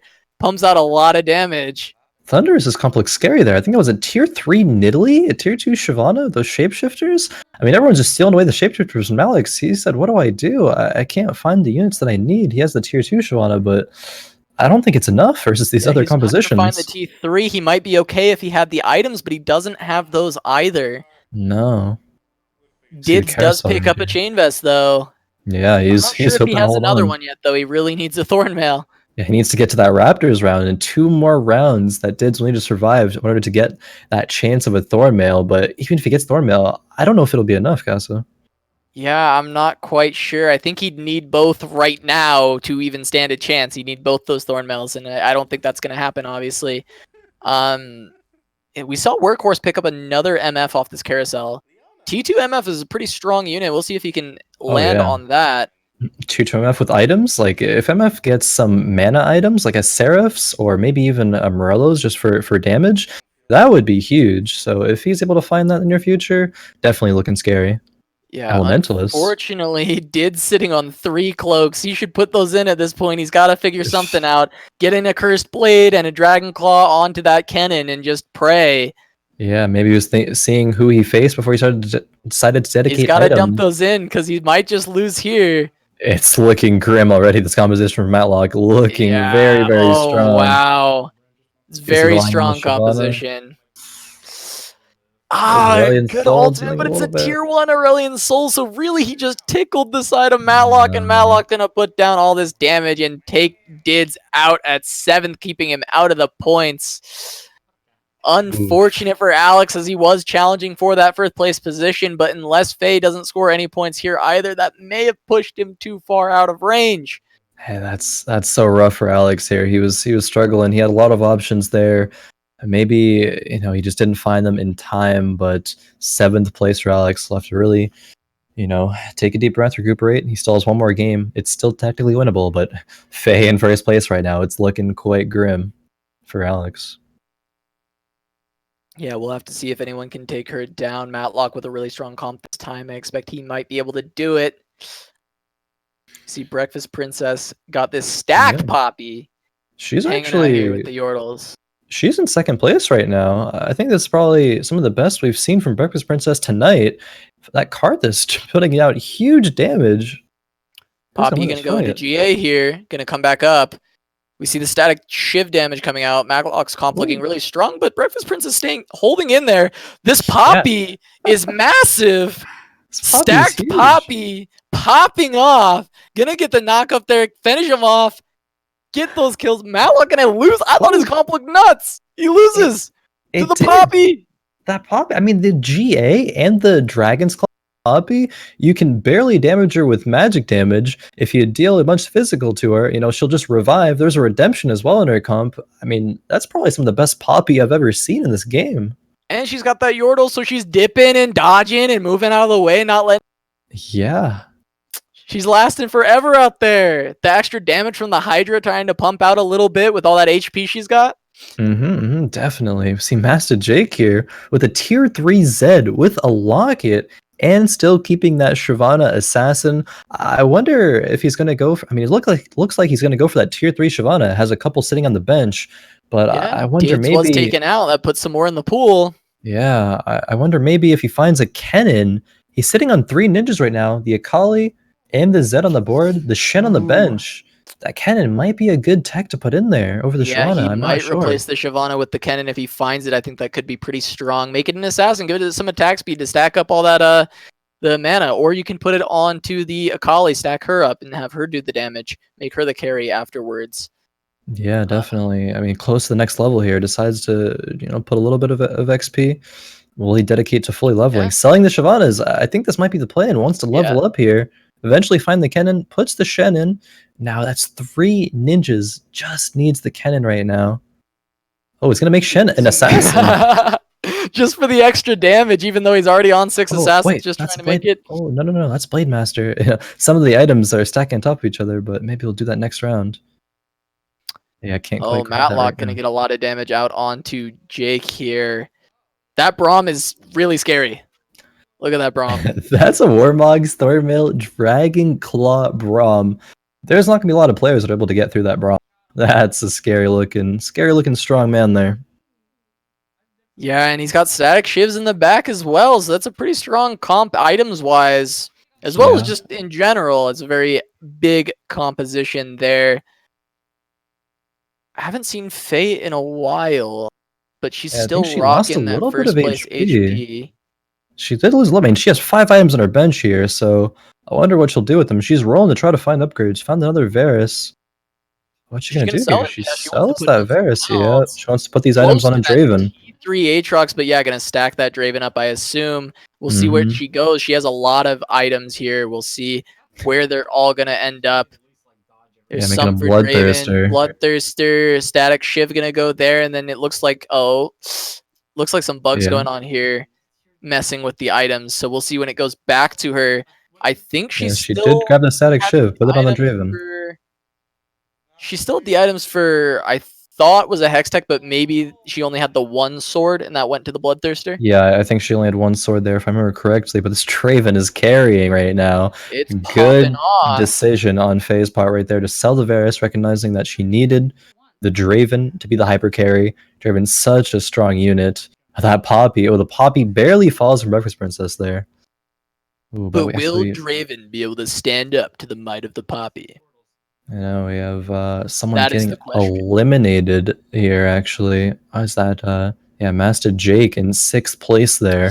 Ooh, the Assassin's not enough. Maybe he never found that Kennen. Couldn't get those Ninja Assassins going off. That comp was also nerfed recently. Not quite as strong as it used to be. Workhorse still hanging in there. He's got Sir Misfortune in there. Oh yeah, knighted the Misfortune. Maybe picked up that item somewhere along the line. I guess it's no longer Misfortune, it's Sir Fortune. Sir Fortune, indeed. 4 knights out here. Now the static shivs for Matloc. Will they be enough? Oh, the Kale ult onto the MF, allowing her to channel that full ultimate, popping off. That was a dirty combo there. Wiping out the board of Matloc. Yeah, we see Breakfast Princess barely following this Draven on Faye's part. The Draven's doing work. You know, Breakfast Princess came close to taking out Faye there. That Poppy was probably doing work with the dodges, dipping and ducking around the Draven's autos, making sure she doesn't get hit. But I mean, she's trying, but she can't because enough. the rapid fire cannon. Oh, he has a rapid fire cannon. I didn't even notice. Yeah, Unfortunate. Can't dodge out of the way of the autos. Getting hit like a truck instead. Thunderous T picking up. Oh, yeah, picking Thunderous up T. the He picked up the spatula, but he's still in. He's in the game. That is true. Sitting in a fourth place right now. He's Will going he for be the able to get podium. some? It's between Breakfast Princess and between Thunderous T. I believe both those players didn't have any points thus far, but one of them is going to get at least 1 point here. Yeah, someone's getting in, or potentially both. There are a lot of low health bars here. Looks like Matloc's on 17. He is pretty strong, but if he runs into the wrong composition, we could see 17 HP just disappear. Oh yeah, Matloc, he's econing again. He's nearly 50 gold. He enjoys, having a very strong economy. We'll see if he's able to hold on. He's super low, so I would want to spend some gold here soon if I were him, but faces Thunderous T. Let's see if Thunderous T can fight his way onto the podium here. Gonna land the stun coming out of that Leona. Trying to get a lot of damage with these shapeshifters. A pretty good cone coming from the Shyvana right now, but she's hitting into the Braum and is dying to the Braum. Nidalee able to finish off a couple of kills. Probably won't win the round, but just trying to save a little bit of HP, keep Thunderous T in the game, and he probably will survive just barely. I think I saw Breakfast Princess was eliminated there in fifth. So Thunderous T, he's on the getting come a up. point on the board. He's scaling. Is actually mentally scaling. He has wild shapeshifters and guardians. He knows what he's doing right now. He's in the money. There's a Gnar for Thunderous T, actually. He's got one in. He's got the T2 Gnar just sitting there, waiting for him to pick it up. Is he going to see it? Maybe he's thinking about other things. I know that happens sometimes for players. He's thinking a lot about this Ashe. What he wants to put in. What's in the glacials? Thunderous T, the Gnars. Right there. Oh, he doesn't end up doing it. He doesn't know Pepe laugh. Pepe laugh. He doesn't know. Hopefully he doesn't get eliminated this round though. But Matloc's comp is so strong here. The huge Cannonal and the Ashe static shivs. Yeah. Will he notice before the round ends and he loses them forever? I don't know here. That Nidalee is able to carry, gets frozen. That's a bigger worry right now. Oh no, it looks like Matloc's probably going to finish him off here. Thunderous T going to go down. Man. I don't think a tier 2 Gnar would have even saved that. Would have helped a little bit, but I don't think it would have saved that one there. He is going to get on the podium with the 4th place finish. Yeah, he does. Thunderous T. Yeah, he sees some smiles, some laughs there out of Thunderous T. He recognizes that he got 4th. He's made a lot of improvement through this game. And we'll see if he's able to move that into the second one. Unfortunately, staying the 5th place Andy. Getting yet another 5th place added to her collection. Oh no, so close. Maybe next one. We see tier 3 Aatrox come out here of Faye. I know she was holding on to so many Aatroxes, one away for so many rounds, and she's actually able to find that one. So that's a huge pickup. Aatrox, very strong unit, getting to tier 3. That's scary. That's Workhorse. Scary. Yeah, Workhorse actually was all he needed. He's in the top again. He's in it. Workhorse popping off. He's going to get a Phantom Dancer off of that to maybe put on his Kale, keep it alive. He's got a Kale yet again. Oh, yeah. That tier 2 Kale, I think. Kale again. Yeah, Workhorse has found what he likes. He has 3 nobles, not 6 this game, but he has 4 gunslingers. And with that red buff, that static shiv, that disarm item, actually 2 red buffs, that's seemingly pretty strong here. 4 nobles. I wonder if he'll go to 6. There's a Vayne there he could pick up if he wants to try and go to 6, but if he wants to keep those 4 gunslingers, it's not going to be possible. I would like him to buy that Braum, though. Yeah, putting that Braum in for that Poppy, I think. Energy. It does lose 4 knights. Yeah, Guardian would be slightly better, though, would it not? It'd be a little bit more armor. 1 misfortune away from misfortune, too. But the fight starts versus Matloc. Both are low HP here. Someone might be eliminated. Workhorse looking like he's winning. The T2 Kale really putting a lot of heavy lifting in, but that's going to be the Braum shield going up, putting a lot of damage back onto the Kale, but the Kale's going to be able to get the ult off, and they're going to finish off a bunch of kills there. Oh, is that Workhorse top 2? It's going to be close. Workhorse! Oh, Matloc gets eliminated. Workhorse top 2. Workhorse! He's insane. Oh, Matloc. But can he get the 1st place for the people? Oh man. If you want to see it, get those bits out for Workhorse. See if he can get it for the people. Get those subs. 3 subs will be donated by Workhorse, and 5 will be donated by Matloc if Workhorse wins this. Can Matloc he take down the placing third. demons? The demon lord that is Faye, winning all these first places. I don't know. Workhorse, the people's champion here. Can he take her down? 6 demons on the side of Faye? If Kale gets hit by a demon, that would be catastrophic. She got demon once. Yeah, demon once, She got demons demon again. twice. Oh, but the gunslingers, not a great miss. MF ult, but we do have the T3 Lucian pumping out a lot of damage. He might be able to win this if he can get some. Oh no! Workhorse goes down, and Faye's gonna get the first place. Workhorse still putting some points on the board, gonna get him on the podium maybe at the end of the night if he keeps it up. Gonna be 3 more points for him, putting him at a total of 5. That might move him up in the standings quite a bit, actually. But Faye extending her lead to what I believe may be an impossible comeback. I think she may have clinched first place with that first place finish. I think she might have. So if that's the case, then she'll be back on the next Heroes Hearth TFT Fight Night to try to claim that bounty. You know, we'll see if that's actually the case momentarily. But I mean, that was an impressive showing from, you know, Faye. Obviously, of course, she's been so strong tonight. But Workhorse, he's coming back. The underdog story, it's really holding true, Cass. He's doing it. He's doing it.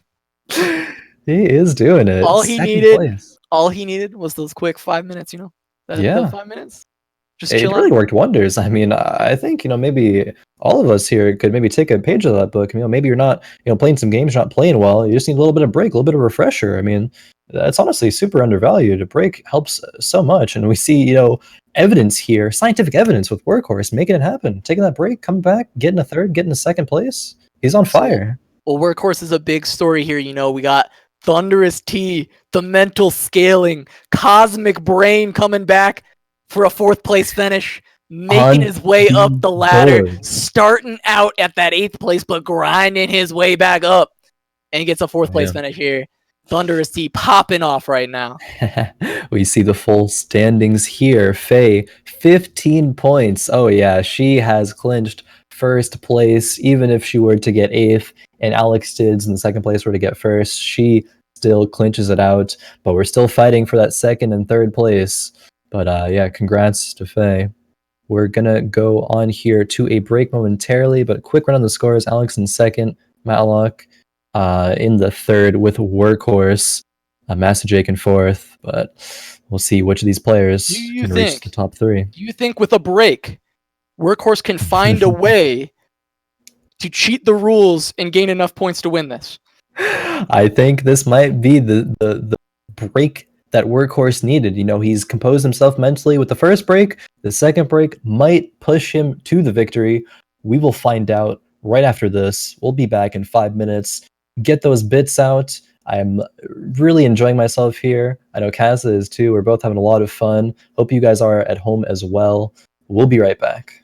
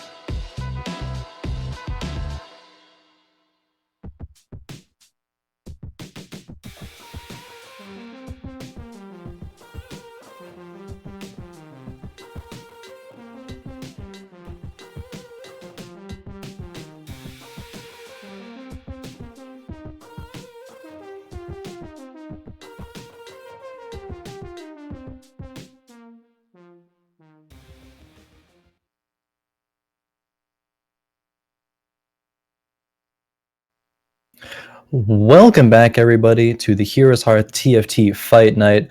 Having a blast here, still with Casanova. How are you enjoying this whole thing? I'm still here, so that's good. I'm enjoying it. Having a good time out here, Hell no, it's great. yeah. It's great. Hell yeah, brother. It's a good time.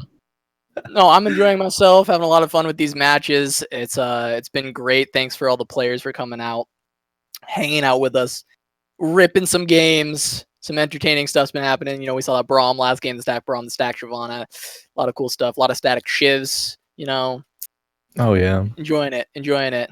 Honestly, watching some of these plays tonight, pretty high ranked, but it's even giving me some ideas of maybe what to do in the future. I mean, that Assassin Shyvana, it was working out for a while there, but we move into now game number 5. Now, Faye has already clinched first place, but still Workhorse and Matloc gunning for those wins, donating some subs potentially.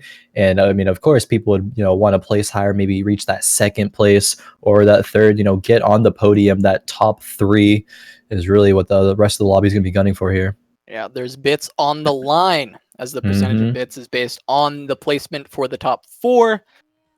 So you're still wanting to gun for those podium positions in the top 4 there. Very, So very true. Dids currently leading for second place right now with his 8 points, but we got a couple at 5. So if Dids has a bad game, can easily catch up. Yeah, we saw he had one last game. He had the Shyvana tier 2, but wasn't able to really translate that into much success in the mid game, and then was able. I think he fell at 7th place last game. So he really wants to shoot for at least top 4 here. Absolutely looking for that. See a quick point breakdown here. We see Matloc and Workhorse tied for 3rd. Actually, Workhorse making his way up there. Ooh. Mastashjake The in 4th rivalry, with 4. the shit talk that was happening earlier between Matloc and Oh, Workhorse. yeah. They're tied here. That's See true. who's gonna pull out ahead. It's the final game. Someone's gonna beat the other one here. Well, unless they both do very poorly, then they'll tie. Indeed. I mean, Workhorse, he got a 2nd place, but Matloc has 2 3rd places, I believe. So Workhorse has technically scored better than Matloc in one of the games than That any is of true. Matloc's placements. So That is true. that was interesting. We see here on the first PvE rounds, Breakfast Princess doing some laps around the units there. Has an R8 with a bow. Matloc with a Lysandra with a belt. Gets a couple of items, actually. A few items already. That's Cinderella. pretty strong. Yeah. Or Warmogs, Or depending on potentially. kind of what they're getting early on, because both of those items are reasonably good pickups. Yeah. See Different Thunderous costs. T. Thunderous T with a smile on his face. He has 4 items already total and going into the third PvE round, so that's definitely something to smile about. Yeah, pretty happy about that one if yeah. you're Thunderous T. But if you're Jake and only have 1 item, didn't get any so far, that's going to be 3 rough. assassins. Yeah, it does pick up 3 assassins early. I wonder, I mean, Jake was the assassin player last game, so he definitely has an affinity for these assassins. We'll see if he goes up to 6 again this game or not. I wonder. Yeah, maybe the heart of the card, see what he's rolling into if he's finding a lot of those assassins. Yeah. All right, I'll take it. See a couple K6s here for Kagirii. There was a Morgana that was offered to her in the shop there, but didn't look like she was opting to pick that up. Hey, maybe this is the wild game for Faye. Already has a tier 2 Nidalee. Can make Ionic Spark here. She has the rod and the cloak. Very strong early game item, as we've said. So definitely something that I would personally look for here. I wonder if she'll be thinking the same. We'll see what Faye's wanting to do this game. She's clinched first, if she's going to continue to show dominance and grab first once again, or if she's going to try and have a little bit more fun with her composition. Yeah. We're going to see. She's thinking about it. She did it. She made the Ionic Spark. She did it. She did it. Her Warwick's going to get pulled by the Blitzcrank here. At least it's not the Nidalee. Blitzcrank taking that 200 true damage from Ionic Spark here. Disarm item. Warwick getting disarmed on the Garen, probably just because he's going to sell it later. Probably. Might be Just looking getting for it out gunslingers. We'll see. Ooh, the Nidalee heal. Yeah, tier 2 Nidalee this early on. Faye's got an Ionic Spark on it as well, looking for those early win streaks. And tier 2 Nidalee early game, very strong unit. Ionic Spark, very strong item. Definitely looking to see a win streak there for sure. Oh yeah, definitely. Especially with the wild buff. Nidalee is going to be a huge early game presence. So Workhorse reroll there, found a pair of veins. Ends up selling that vein though for a He's got the poppy. tier 2 vein already. Is he looking for Yordles, or what do you think he wants with that poppy in particular? It could be either knights to send in front of his nobles, maybe rangers paired with that as well. I know that's something that could be pretty strong in this current meta. Knights, rangers, and you tech into guardians later on. Has that Braum for the guardians, but it's kind of up in the air right now. We'll see later on to the game. But takes out Breakfast Princess pretty handily there with the nobles and the 2 gunslingers. In fact, Static actually, Shiv as well. Yeah, Hanging on to some good items here. Workhorse having another strong start. Really, just these breaks just embolden him. His power comes from 5-minute breaks. Hey, there it is. 5-minute breaks. They're effective. Every 5-minute break, he goes up a level of Saiyan. And he's just ready. Like, maybe if he had one more 5-minute break in this broadcast, he'd be in first place right now instead. Yeah, but maybe. Unfortunately, we only had the 2 of them. So, maybe not quite enough, but maybe this is the time. This is Workhorse's first place game. He's feeling it. It very He's well ready. could be. He has a strong start. We'll see if he's able to keep up momentum here. We see Thunderous T with that Blitzcrank tier on the field. There is a Locket, however, on the side of AlexDidz. Very strong early game item. 3 Sorks as Three well with that Sorks. Morgana. I'm just waiting for that ult. I'm Oh, ready. yeah. It's gonna be. Well, it's not gonna be that. It actually is just gonna kill Garen, but still, it does a lot of Not damage. bad. And Not bad. There's a tier 2 Trist, pumping damage. That Blitzcrank is not going to be able to, I mean, he kills the Ahri, so it mitigates some of the damage there, Delta Thunderous T. But he's going to be looking to, find some upgrades very soon here. Let me see Breakfast let's Princess, see. bottom Ooh, 2 that right now, has Morgana's first really pick. shiny to me. Oh, I like yeah. that. It's got a spatula on it. That's not bad Spatula. because you can pop demon off of there, add it to another comp, put it on a pike or Yeah. something. We Look see for that, Matloc grabbing it. Yeah, I think that's a big pickup. Maybe he just wants the spatula. Not sure what his comp is right now. We'll probably see pretty soon after this carousel. Mm-hmm. Thunderous T picking up a tier. Yeah, we Jake see with the volley picked sword. up. Workhorse picking up the Tristana with the vest there. Yeah, I wonder if he wants the Tristana. I don't remember exactly what he had in his comp. I think he did have a Tristana. So maybe he's going for that Tristana 3, looking for like a red buff pairing on that. Yeah, maybe. It's not a bad deal overall. We see Breakfast Princess with the Ahri, with the Rage Blade, finds a Shyvana, another Ahri. That's so many Shapeshifters. pairs. One, Yeah, a lot of 2, 3, pairs. 4, 5 pairs. Is 5 pair a good hand in this game? Could buy that pair of pikes. Yeah, that's 5 pairs. possible. 5 pairs. Wow. Hopefully we'll be rolling into some of those in the near future. See Mastashjake here with the assassins. Really strong really soon. We need to keep an eye on it because those pairs. It's not just pairs, but those are pretty strong units that they have pairs for. Definitely could be pretty good. We're gonna see Mastashjake here. He's scouting other players' boards right now, seeing what's going on. He goes back to his own versus Thunderous T. Yeah, that's one of Kaz's favorites. Tier 2 Blitzcrank. Yeah. Let me tell you. Look, he's halfway to his Shojins as well. Actually, he's got it. Look at his bench. Yeah, his bench has Shojins. That's the way to do it. To do that. Slap that on there. Hell yeah, that's that good shit. I love me a T2 Blitzcrank with a Shojin on it. That's my kind of unit. It's your kind of Blitzcrank right there. Hey, maybe we see some other items if that's the route that Thunderous T wants to take, like a Death Cap. I've even seen some Blitzcrank comps with Sorcerers, and Blitzcrank was one shot a unit actually off the start of the combat. I think Blitzcrank tier 2 damage is maybe like 450 or something of the sort. Yeah, might have a clip of that somewhere actually. Yeah, we might somewhere. Maybe we'll have it in the future, but I quite remember where that one would be. We see Faye here, not actually in first place. Now Faye, I believe, has been in the lead, first place for all 4 of the previous games, but is actually sitting in third right now, behind Alex and Kagirii. Yeah, definitely winning this one handedly, as Breakfast Princess is still searching for those pairs, trying to finish off those pairs. Hopefully she can find him soon. Hemorrhaging a lot of HP currently. Yeah. Faye's still looking pretty strong, not sitting in first, but sitting near the top of the table. What do we see here? We see some Yordles. Yeah, we got some Yordles. Yordles haven't been incredibly successful so far today. Did's hoping to change that with his Sork Yordles. He's got the good pieces for it, though. He's got the Morgana, got the Cannon. He's got all the right pieces to make Yordles work out. Yeah, if Did's able to find a Morgana or a Cannon upgrade pretty soon, I think that'll be pretty powerful. But we'll see. Matloc still there with that Morgana. With the spatula, we'll see what plans Matloc has in the future. I am curious of Kagiri's comp right now. If we can get to that soon, we see the Blitzcrank again. Yeah, Kagirii actually hasn't lost any HP so far. Ooh. She has at least 2. She has 2 demons, almost 3 assassins.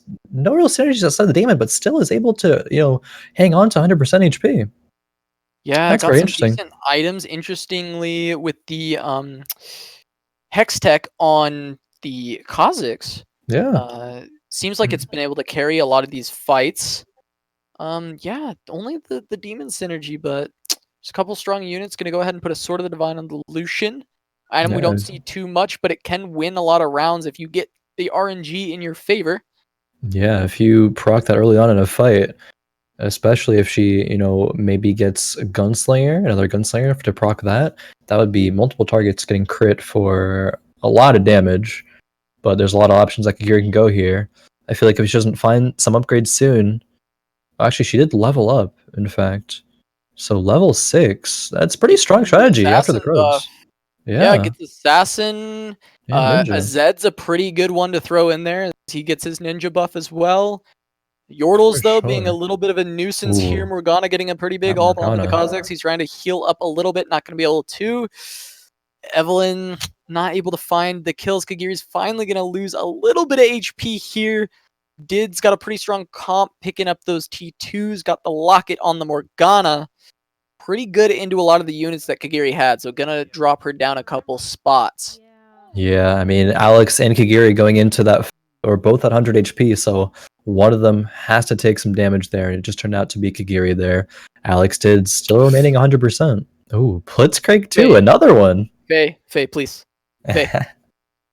Stack that Blitz. Stack it.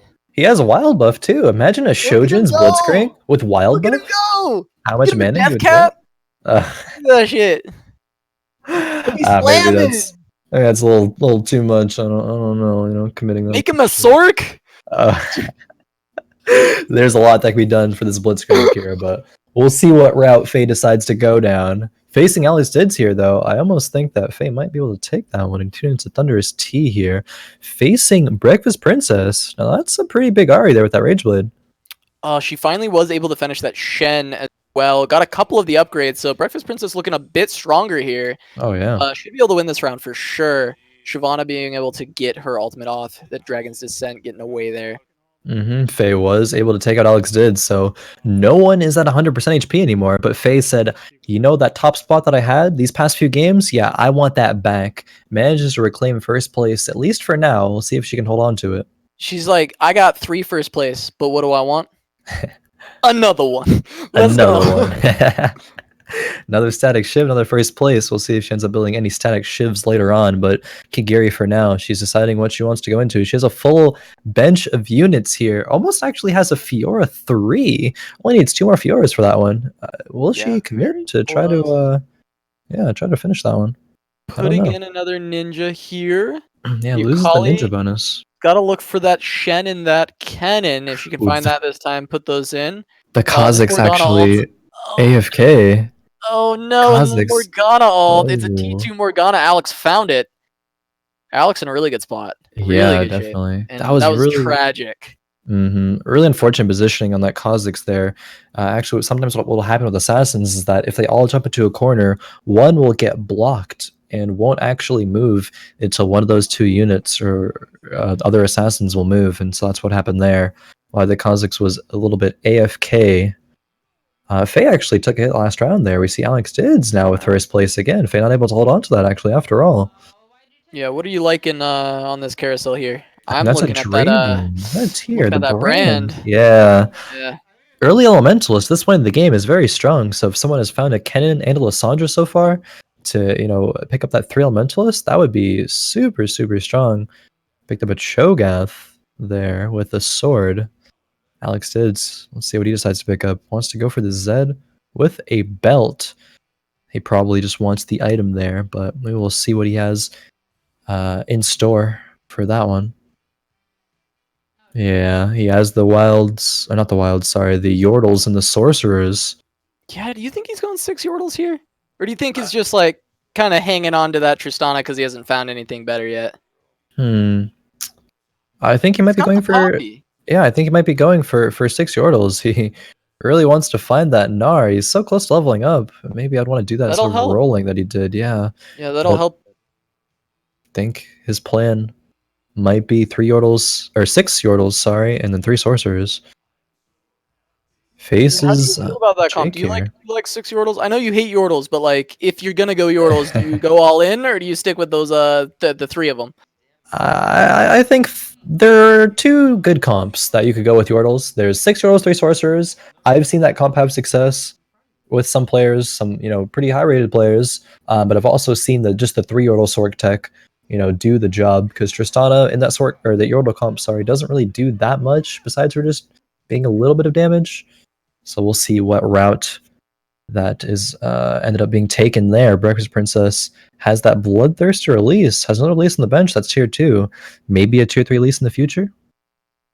Yeah, Breakfast Princess still holding on to a couple T2s that I'm not sure if she's even going to use. We've got the T2 TF. Yeah. You think that's ever going in on this comp?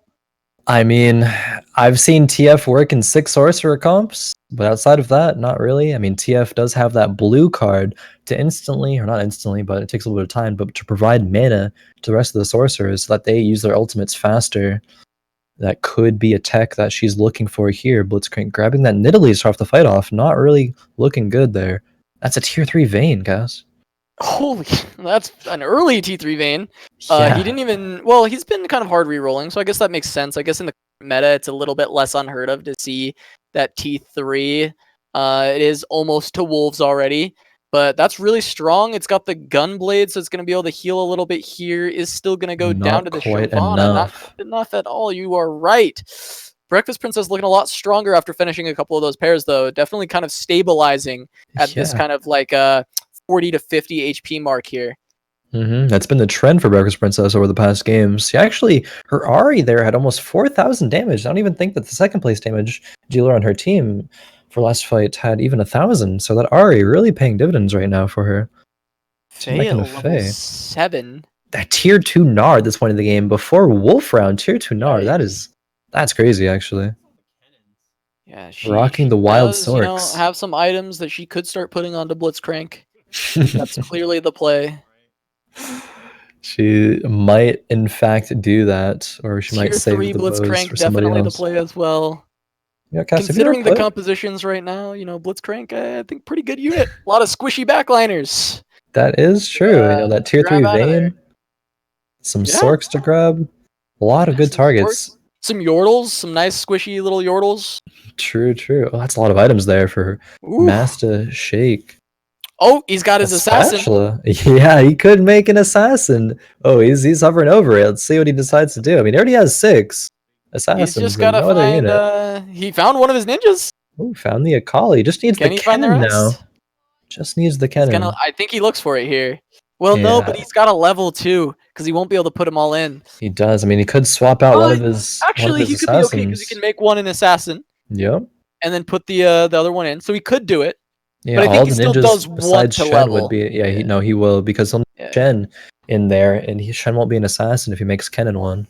Oh, that's true. Yeah, he still has the Kennen to come in. Mm-hmm. He's pretty close though. He's got a little bit of HP to play with. He's at 68 HP. Not too bad. Definitely. Oh, we see those huge crits coming out at the start of this fight. Just absolutely devastating Kagiri's army. That Katarina got off as well. That was one of the quickest fights we've seen. Kagirii went from 100 HP to it looks like a big lose streak. She's at the bottom now. Yeah. Really turned around there. Not able to turn that early win streak into something more, but she'll be struggling to try to restabilize here. AlexDidz still near the top with those Sorks and those Yordles. Wait, is that? Oh, he's got an R. A Gnar? On the bench. Maybe he found it after? Maybe. Maybe he had it in. Not quite sure there. I guess we'll see here in a second. Yeah, Gnar is the last Yordle. Needs to level up, I think. Really wants to that Morgana to remain in there. Not only is it tier 2, but that's also his 3rd sorcerer. So he'll really need to save up to level here. I would still put in that Gnar for the Tristana though, right? I think the tier 1 Gnar still. I don't know. A tier 1 Gnar is probably not gonna be able to transform, especially. I mean, it's not going to be 6 Yordles, so he's not going to be evading. Yeah, I might want to leave the Tristana for now.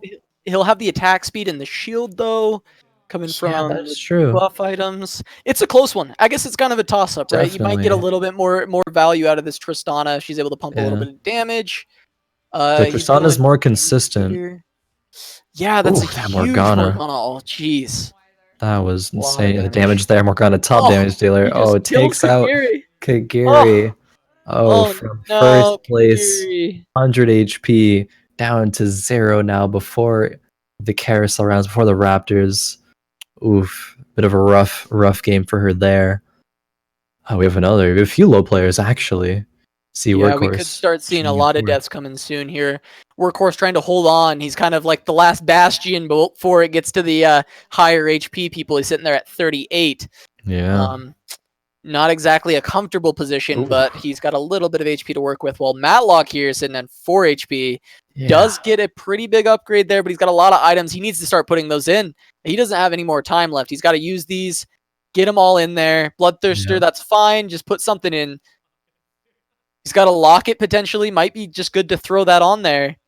Oh, he's Gonna hold on greeting to it. He's risking against the it. assassins of Mastashjake. Can he risk it for the biscuit here? He gets the transform onto Shyvana. She's trying to pump out a little bit of damage, but the stun coming out from Pike and hit both of them, and that's going to be it. Matloc's going to go down in 7th place here. Oh, Matloc and Workhorse. If Workhorse right. now places, Bye, Matloc. bye everyone. Wait, bye. Everyone wait bye. Wait bye to Matloc. Matloc. Oh, and we lost Thunderous T as well, it looks like. Oh man, wait. Will Workhorse end up getting 3rd place here in this tournament? Workhorse might. He's pushing his way back up. These 5-minute breaks have really stacked up for him, getting down that Super Saiyan level 2. Hanging out here. Yeah, See for what he can sure. grab on this carousel here. There's a Hush available. Wants it. An Ionic Spark as well, but he goes straight for a BF sword on the Yasuo. Does he have a Yasuo to check after this carousel? Yeah, I'm Maybe not he's sure. trying to go for a tier 2? I think Faye goes. No one goes for the Hush there. That is a completed item.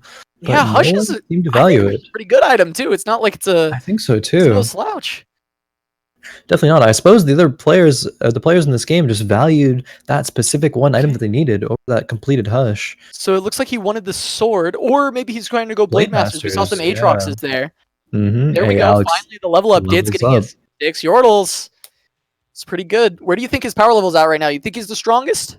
Let's look at Faye too. We'll look at Faye. Then I'm you not can make that quite decision. sure. Honestly, I think that Alex is probably stronger than Faye right now. I think that 6 power spike. I mean, if Faye finds a strong sorcerer, then maybe she'll be able to deal with it. But doesn't really have a really strong sorcerer right now. Yeah, we're gonna have to see. I mean, she's definitely gonna be strong enough to take out Breakfast Princess here. I think Blitzcrank is actually AFK, so maybe not. That's a pretty Ooh, big the Gnar. ulti, but we're gonna see this T3 Elise transform with the Bloodthirster. Let's see if it can stay alive. It's got the Shapeshifter buff. I think it can. I think that's gonna be Oh wow. enough of a lifesteal to be able to hang in here. It's gonna The get Blitz pretty hook, close. The Lulu's still alive, constantly buffing. This may actually time Yeah. out unless we get some crits. The hook, a lot of damage coming I out. think The Elise CC might die gonna here. Yeah. barely be enough with about 5 seconds left over. Faye's gonna be able to hang on to her HP there. She is indeed. Look how many items she has on the bench. She has 6 items on the bench. She only has 1 completed item actually Yeah. on the field right I now, mean, but she she's should be still stacking her strong enough. Blitzcrank, obviously. I mean, it's there. She can make it a demon. She can make Blitzcrank a Blade Sorcerer? Master, sorcerer. Sorcerer even. right now? She goes 6 right? sorcerer. The possibilities are endless right now. I Oh mean, I my know you would be gosh. throwing those items Blitzcrank Just like throwing years them out ago. there, you know? Yeah, a rapid fire cannon even. Might as well. Hey. Yeah, why not? We will see what Faye decides to do with those items later, but we tune into Workhorse here with He the puts the Yasuo in. Imperial buff. Yeah, that he did does. go 3 to Blade 3 Masters. Master. Yeah. Morgana. Huge ult. So much damage from the Morgana. Oh no, Workhorse is going to lose a lot of health.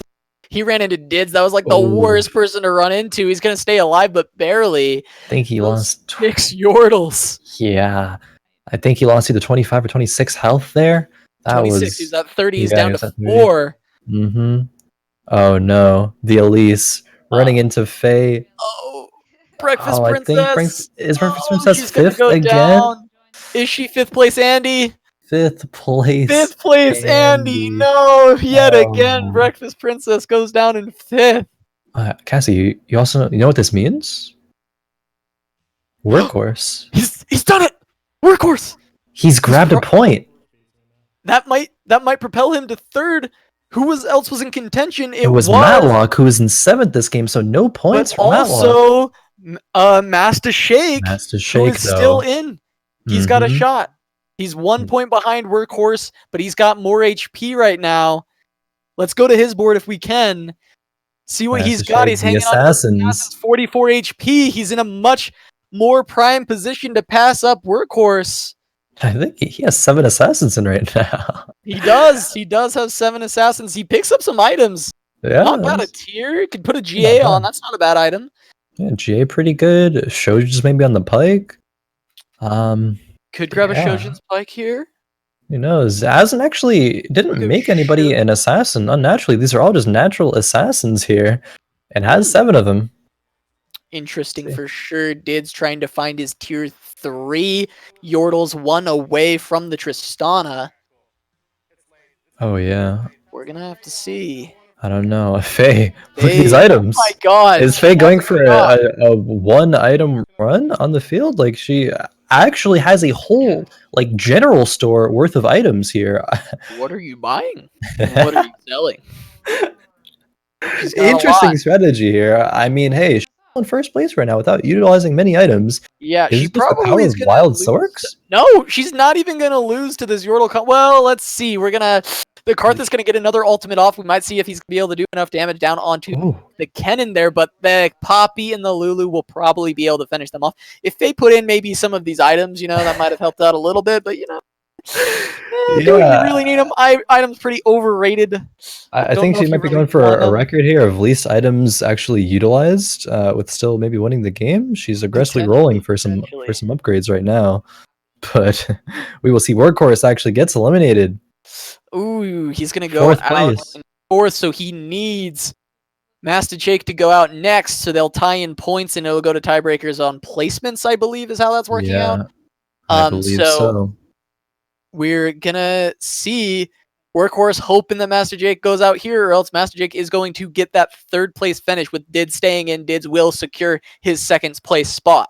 Yes, he will. There's so many things Mastashjake is trying to do right now. I wonder if he'll be able to do it, if he'll be able to secure a top 2. Into the Wild Sork. Faye, still no items in, so we'll see the big ultimate. We're going to see if Karth is going to land that, but these assassins should be able to finish this off. Mastashjake going to keep his HP for now. Staying in. If these fights are close, with Faye utilizing only one completed item, I wonder when she put these items in, how strong that her composition will actually be. It could be insane. That power spike items are like half of the game, right? Like maybe she will. I don't know. I feel like when isn't the right word. Wait. Oh, she found the Poppy. That's what she was waiting for. Oh, of course. How could we not know? It was Poppy. It was Poppy all along. How could we not have seen this sooner, Casanova? I don't know. She's going for the 3 Shapeshifter, 4 Wild, 3 Sork, 3 Yordle, 2 Brawler, carry Poppy. That Poppy does in fact get eliminated. Of course, how we not seen it? It's us. We're the idiots. Actually. Now, Poppy, I think, got eliminated. I think the enemy composition looked at Poppy and she died there. I didn't quite see what happened, but she's going to have to find at least a tier 2 Poppy before it's able to become effectively a carry. I think she was lagging there. I'm pretty sure Poppy wins those usually. We're gonna have to see. Yeah. We're gonna have to see later if we're able to find some upgrades for that Poppy. Maybe get a upgraded Ethernet connection. Maybe go to Google Fiber for this Poppy, so the lag isn't an issue going forward. But for now, we're just gonna have to wait and see. I think I heard the Poppy say that she would win those on LAN, but unfortunately no LANs yet. Yeah, we are getting, yep, they're calling it in. Poppy did in fact say, I win those on LAN. Got that confirmed by production. Thank you, production, for getting that for me. Yeah. Yeah. Some bold words come out from Poppy here. Now let's see if they'll be backed up with performance in this next fight here. It's still a tier 1 Poppy. I know Faye's going to be looking to upgrade that Poppy in the near future, rolling aggressively for it. She found it right at the last second. Tier 2 Poppy. They got a new Ethernet cable for Poppy. Getting it ready to go. Shouldn't be lagging this time. Ready to, hit those big ultis. Look at that, 700 damage. Here's another one. Here we go. 700 damage. Another one. Right now. Bam. Taking them out. The Gnar ultimate to put the cherry on top as Poppy's slamming out these keepers' verdicts. Woo! Now, yeah, so you remember when I mentioned earlier that I wonder how strong Faye would be when she actually utilized those items? She just took out Alex's win streak of, I don't know, probably at least 5 to 10 wins in a row. That's maybe Poppy will be the carry of this game. Will Faye come back from being in 3rd place right now to being able to win this game? I wonder, is Poppy strong enough? Poppy's nuts.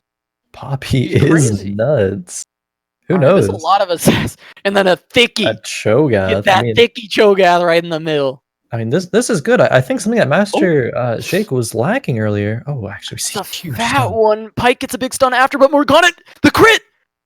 Morgana doesn't get the ult. That would have been huge. Tier 2 Morgana with all those AP items might have been able to do enough damage to maybe keep Alex in this. Lulu fighting for her life with the Poppy, but this Poppy's not stacked enough. You know, I think Sorcerer is probably a better route to go with Poppy. You know, make sure she's getting more of those ultimates off, slamming people, you know. Oh, yeah, definitely. Something that really is lacking. Jake close to that tier 3 Zed. We saw Morello's on his dragon. Faye has the Thornmail on her dragon here. I wonder if she'll put that onto the Gnar maybe for a bit more survivability. And Blade Master item on AlexDidz. I don't really think he'll be able to utilize that well. No, Besides for Good just the amount of raw attack speed. Yeah, Yeah. 40% attack speed there. So that's something. But something that I was going to mention from Mastashjake's composition though is that he does have one non-assassin unit in there, and I think it's going to help him out a lot because if there's one visible unit, a non-assassin in, that the enemy composition will actually run forward towards that non-assassin unit, allowing the assassins to get behind the enemy composition and to flank them and kill the backline, which was something that Mastashjake was lacking before. Yeah, Mastashjake has been able to claim that first place position right now with that that kind of change of strategy, being able to pick up that Cho'Gath T2. And yeah, he's sitting pretty. He's trying to push Workhorse out of that top 3, take it for himself. Yeah. Oh, that's a Morgana 3. That's a Morgana 3. Oh, wow. Did's looking real That's scary with that. huge. That's going to help quite a bit. Maybe help from getting one shot. We're going to see how FaZe Comp is going to be able to stand up to this with the Poppy. We're going to see that first ulti coming out right now. Kennen's dead before he can even ult. Here's another one. The Morgana has gotten hers ult as well, but Poppy, again, does not get it off this time. Veigar going to take a little bit of damage there. He's got the Blade Master item getting his attack speed up, but Gnar's going to land that ultimate, and it looks like FaZe's going to win this with her wild sword comp. Crazy. Wow. Did's going to lose some more HP. He's steadily dropping when he had that big lead early on that he gained with those 6 Yorls. Maybe when he finds that Veigar 3, he's also one off of that one right now. He's looking for both a Gnar and a Veigar. Honestly, I would sell that Sold the Tristana. Tristana's earlier, so he doesn't. He was Yeah. really close to that Tristana earlier, not able to finish it here. With that Poppy, finds another Swain. That'll be huge. It's a stacked Swain, 3 items. If she finds T2, that's going to be crazy. Yeah, those are some pretty good items on Swain. I know Phantom Dancer I like a lot, especially into the Assassins. That's going to negate all of the critical strikes of the Assassins unless they have Rapid Fire Cannon. So something that's definitely going to be really, really strong. And she already just beat Alex, so... She's still econing. She's fighting Alex yet again. Gonna see. Maybe she'll go for another level up eventually, going to 9, or she's just trying to get to a good point where she can look for those rolls to try and find her poppies. Maybe waiting for Alex to be eliminated, so there's a couple more poppies in the pool. Maybe. Ooh. That Poppy. Yep, able to take everyone out. AlexDidz doesn't fall quite yet, but he's getting low. He must be feeling the pressure right now. You saw Faye actually had a Veigar on that last roll. Alex would have really, really liked that one. Let's see. She keeps rolling. What's she trying to find here? Aries, I suppose. Needs 2 more Aries, 1 Swain, or 1 Yasuo. Or do you think she's going to go down here? Do you think she goes down all the way, or just going to stick at 30, keep this econ Probably to 30. rolling? Yeah. So she might roll one more time, but she might just keep it chilling here on her gold right now. Might look up for that level up in the future. I think she feels pretty strong right now as she's been able to consistently beat AlexDidz and probably Mastashjake, but facing Alex yet again. Yep, gonna pull this away. Faye with the only one with econ here. Swain Yep. gonna get that ult off, but gonna die immediately to the Morgana. Poppy was tethered, so she's gonna go down as well. Didz, this reposition out of the 2 of them, not sure who initiated the reposition, but it really helped out Didz. His Morgana got a really big soul shackle there. Something I want to talk about really quick. I actually love that reposition by AlexDidz. He put his Morgana in the front, so it wouldn't have to travel very far to get to Faye's composition. Morgana was able to get a huge ultimate off there, which allowed Alex to win that fight pretty decisively, in fact. Yeah, T3 Morgana can carry a lot of these fights later on, and it's getting to the point in the game where HP can drop fast. So he gets another big fight like that, and he might take Faye out. Oh, definitely. Both players feeling the pressure right now. Alex rejoicing the fact that his repositioning worked. Puts a static shiv on the Vigar. Is going to keep That's a lot of rolling. attack speed. That's a Blade Master and an extra 20%, 60% attack speed. One more roll maybe to find it.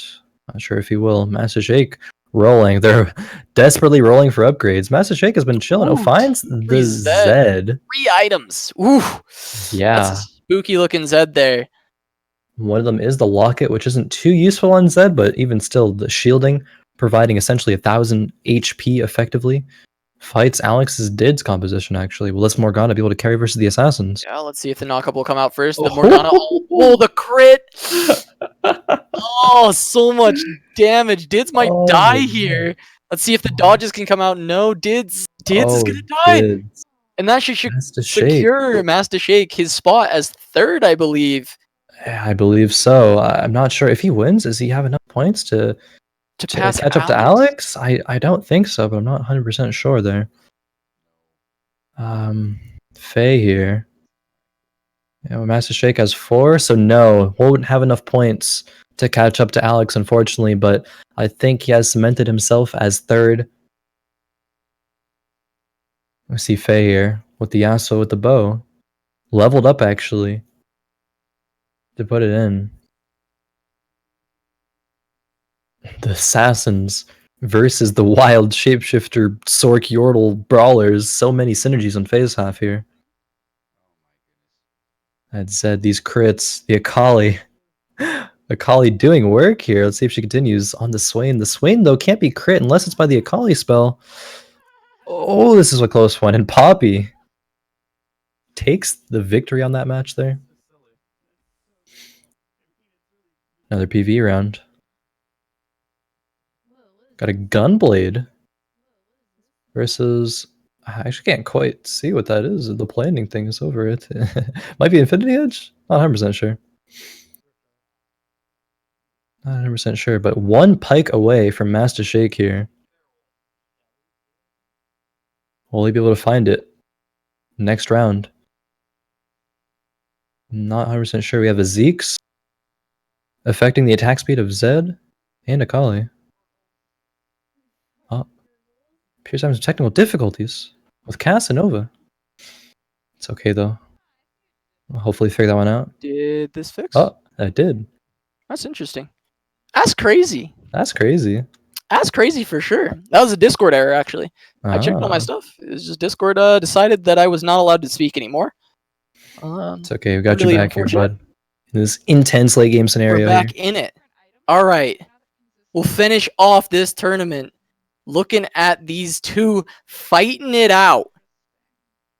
The Sorcerer Poppy versus the Assassin comp of Mastashjake. This is a close one. Swain I don't know who's going to win this. Crazy with this Phantom Dancer, keeping him alive. Mm-hmm. Dodging all these crits back and forth, as I was saying while muted. Infinity Edge it was. It put on to the Kazakhs. Yeah, That Yasuo actually baiting a lot of units into the corner here. Shogat didn't get the ult off. Poppy able to land that knockup. Gonna stop him. He's gonna keep casting Poppy, dealing so much damage right now. That's number 3 ulti right now, and that's gonna be a lot of damage going on to Mastashjake. Base composition looking so strong. That Poppy going nuts. One more fight like that, and that would be the end of this game. Faye looking so strong right now, nearly unstoppable. In fact, this Poppy. Who would have thunk the tier 2 Poppy carry? Poppy said, on lane I win those. She upgraded herself, fixed internet connection, and she's dominating. I wonder how these players will respond at this point. Pretty late into the game. Both players, theoretically, could, if they lose the next round, could be eliminated from the game.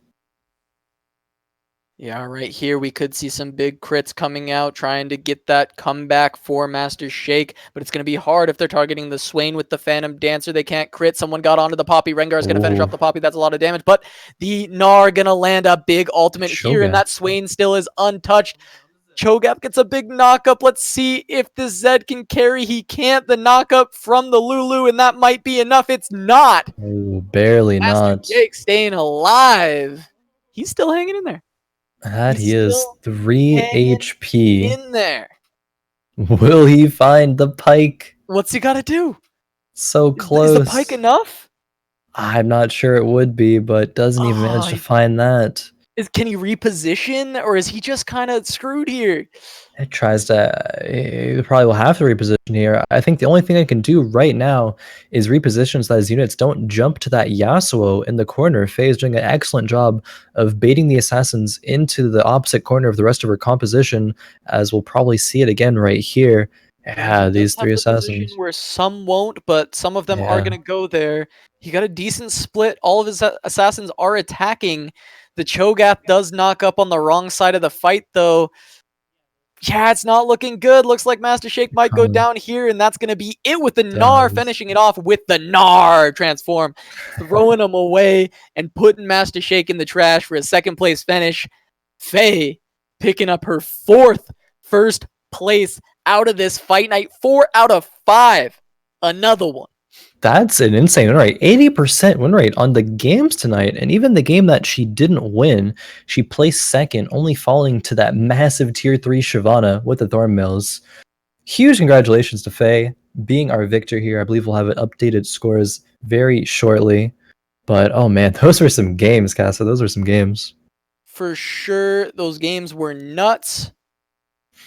We saw a lot of really cool stuff. We saw that Shyvana, the Braum, the Poppy coming out. You know, I wish the Blitzcrank had the items, but, you know, the Poppy got it instead.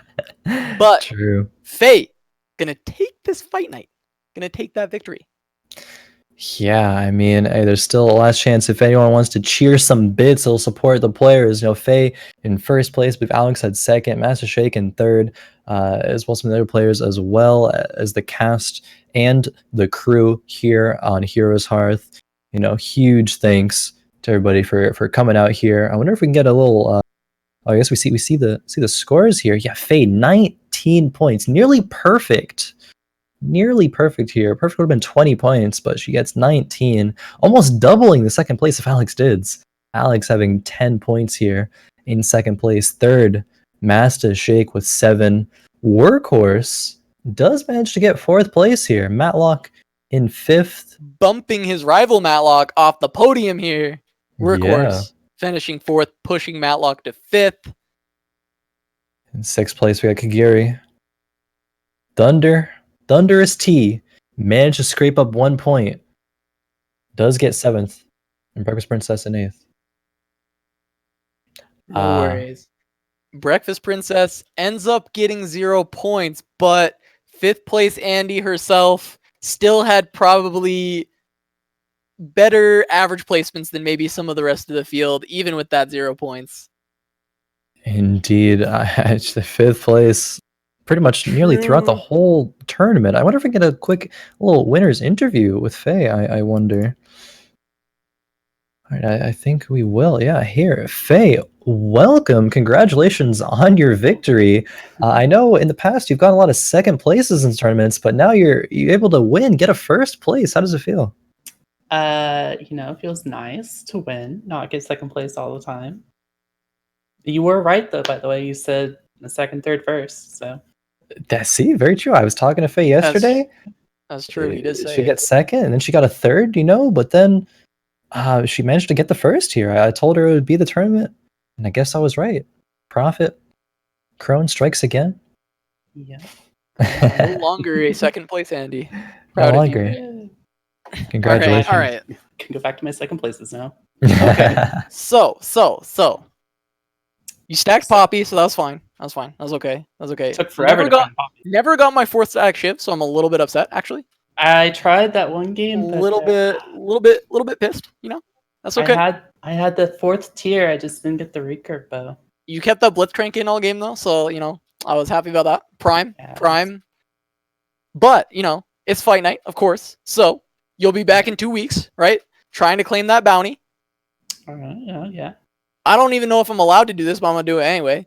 Is there anyone in particular that you want to beat down in 2 weeks? One that I want to beat down. I think a Static Shift showdown with Claudius. I think this Oh, happened. okay. Static Shift Showdown. That's a good title. Bringing in Clad, another a Grandmaster player. He was top 1 for a bit in NA. I know Yeah, he he was. lost all his points. He's but- actually back up to number 7 right now, Is according he? to Okay. lolchess.gg on the leaderboard. Claudius is currently ranked 7th in North America. Now, Another that's pretty Heroes impressive. of the Storm alum. Mm-hmm. Claudius, he played for Panda Global back in the day, I believe. Some And other teams Static as well. Shift Stacker. He is. So we're gonna bring him back. Even when Static Shift was bad, Claudius, he loved that item. So Mhm. we'll Faye, have to use it try today. and make that happen. Get the Static Shift Showdown for the Static Shift Stackers. Fuck. Anyway, That's a tongue twister right there. That is definitely a tongue twister. Oh man. all right. Alrighty. Thank you all for coming out here, cheering those bits. If you got any last minute biddies, throw them out here. Thank you to the players for coming out. It was a lot of fun casting for you guys.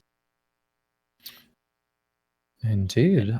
Faye, do you have any last minute shout outs that you want to do? Shout out to Heroes Hearth, everyone involved that put this on. It was a lot of fun. Definitely looks like a lot of work. So yeah. Thank you Yeah, for all definitely. of that. Thank you very much to. Oh, sorry, go ahead. Only other shout out is, tune in next week for the Goons, right? Oof. Mhm. Plug the goons all day.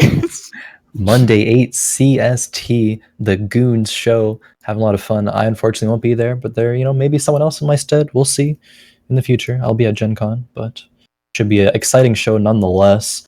Also, I believe if anyone in chat, if you hover over the screen, you can follow all of our wonderful players that we had on here today with this neat follow extension.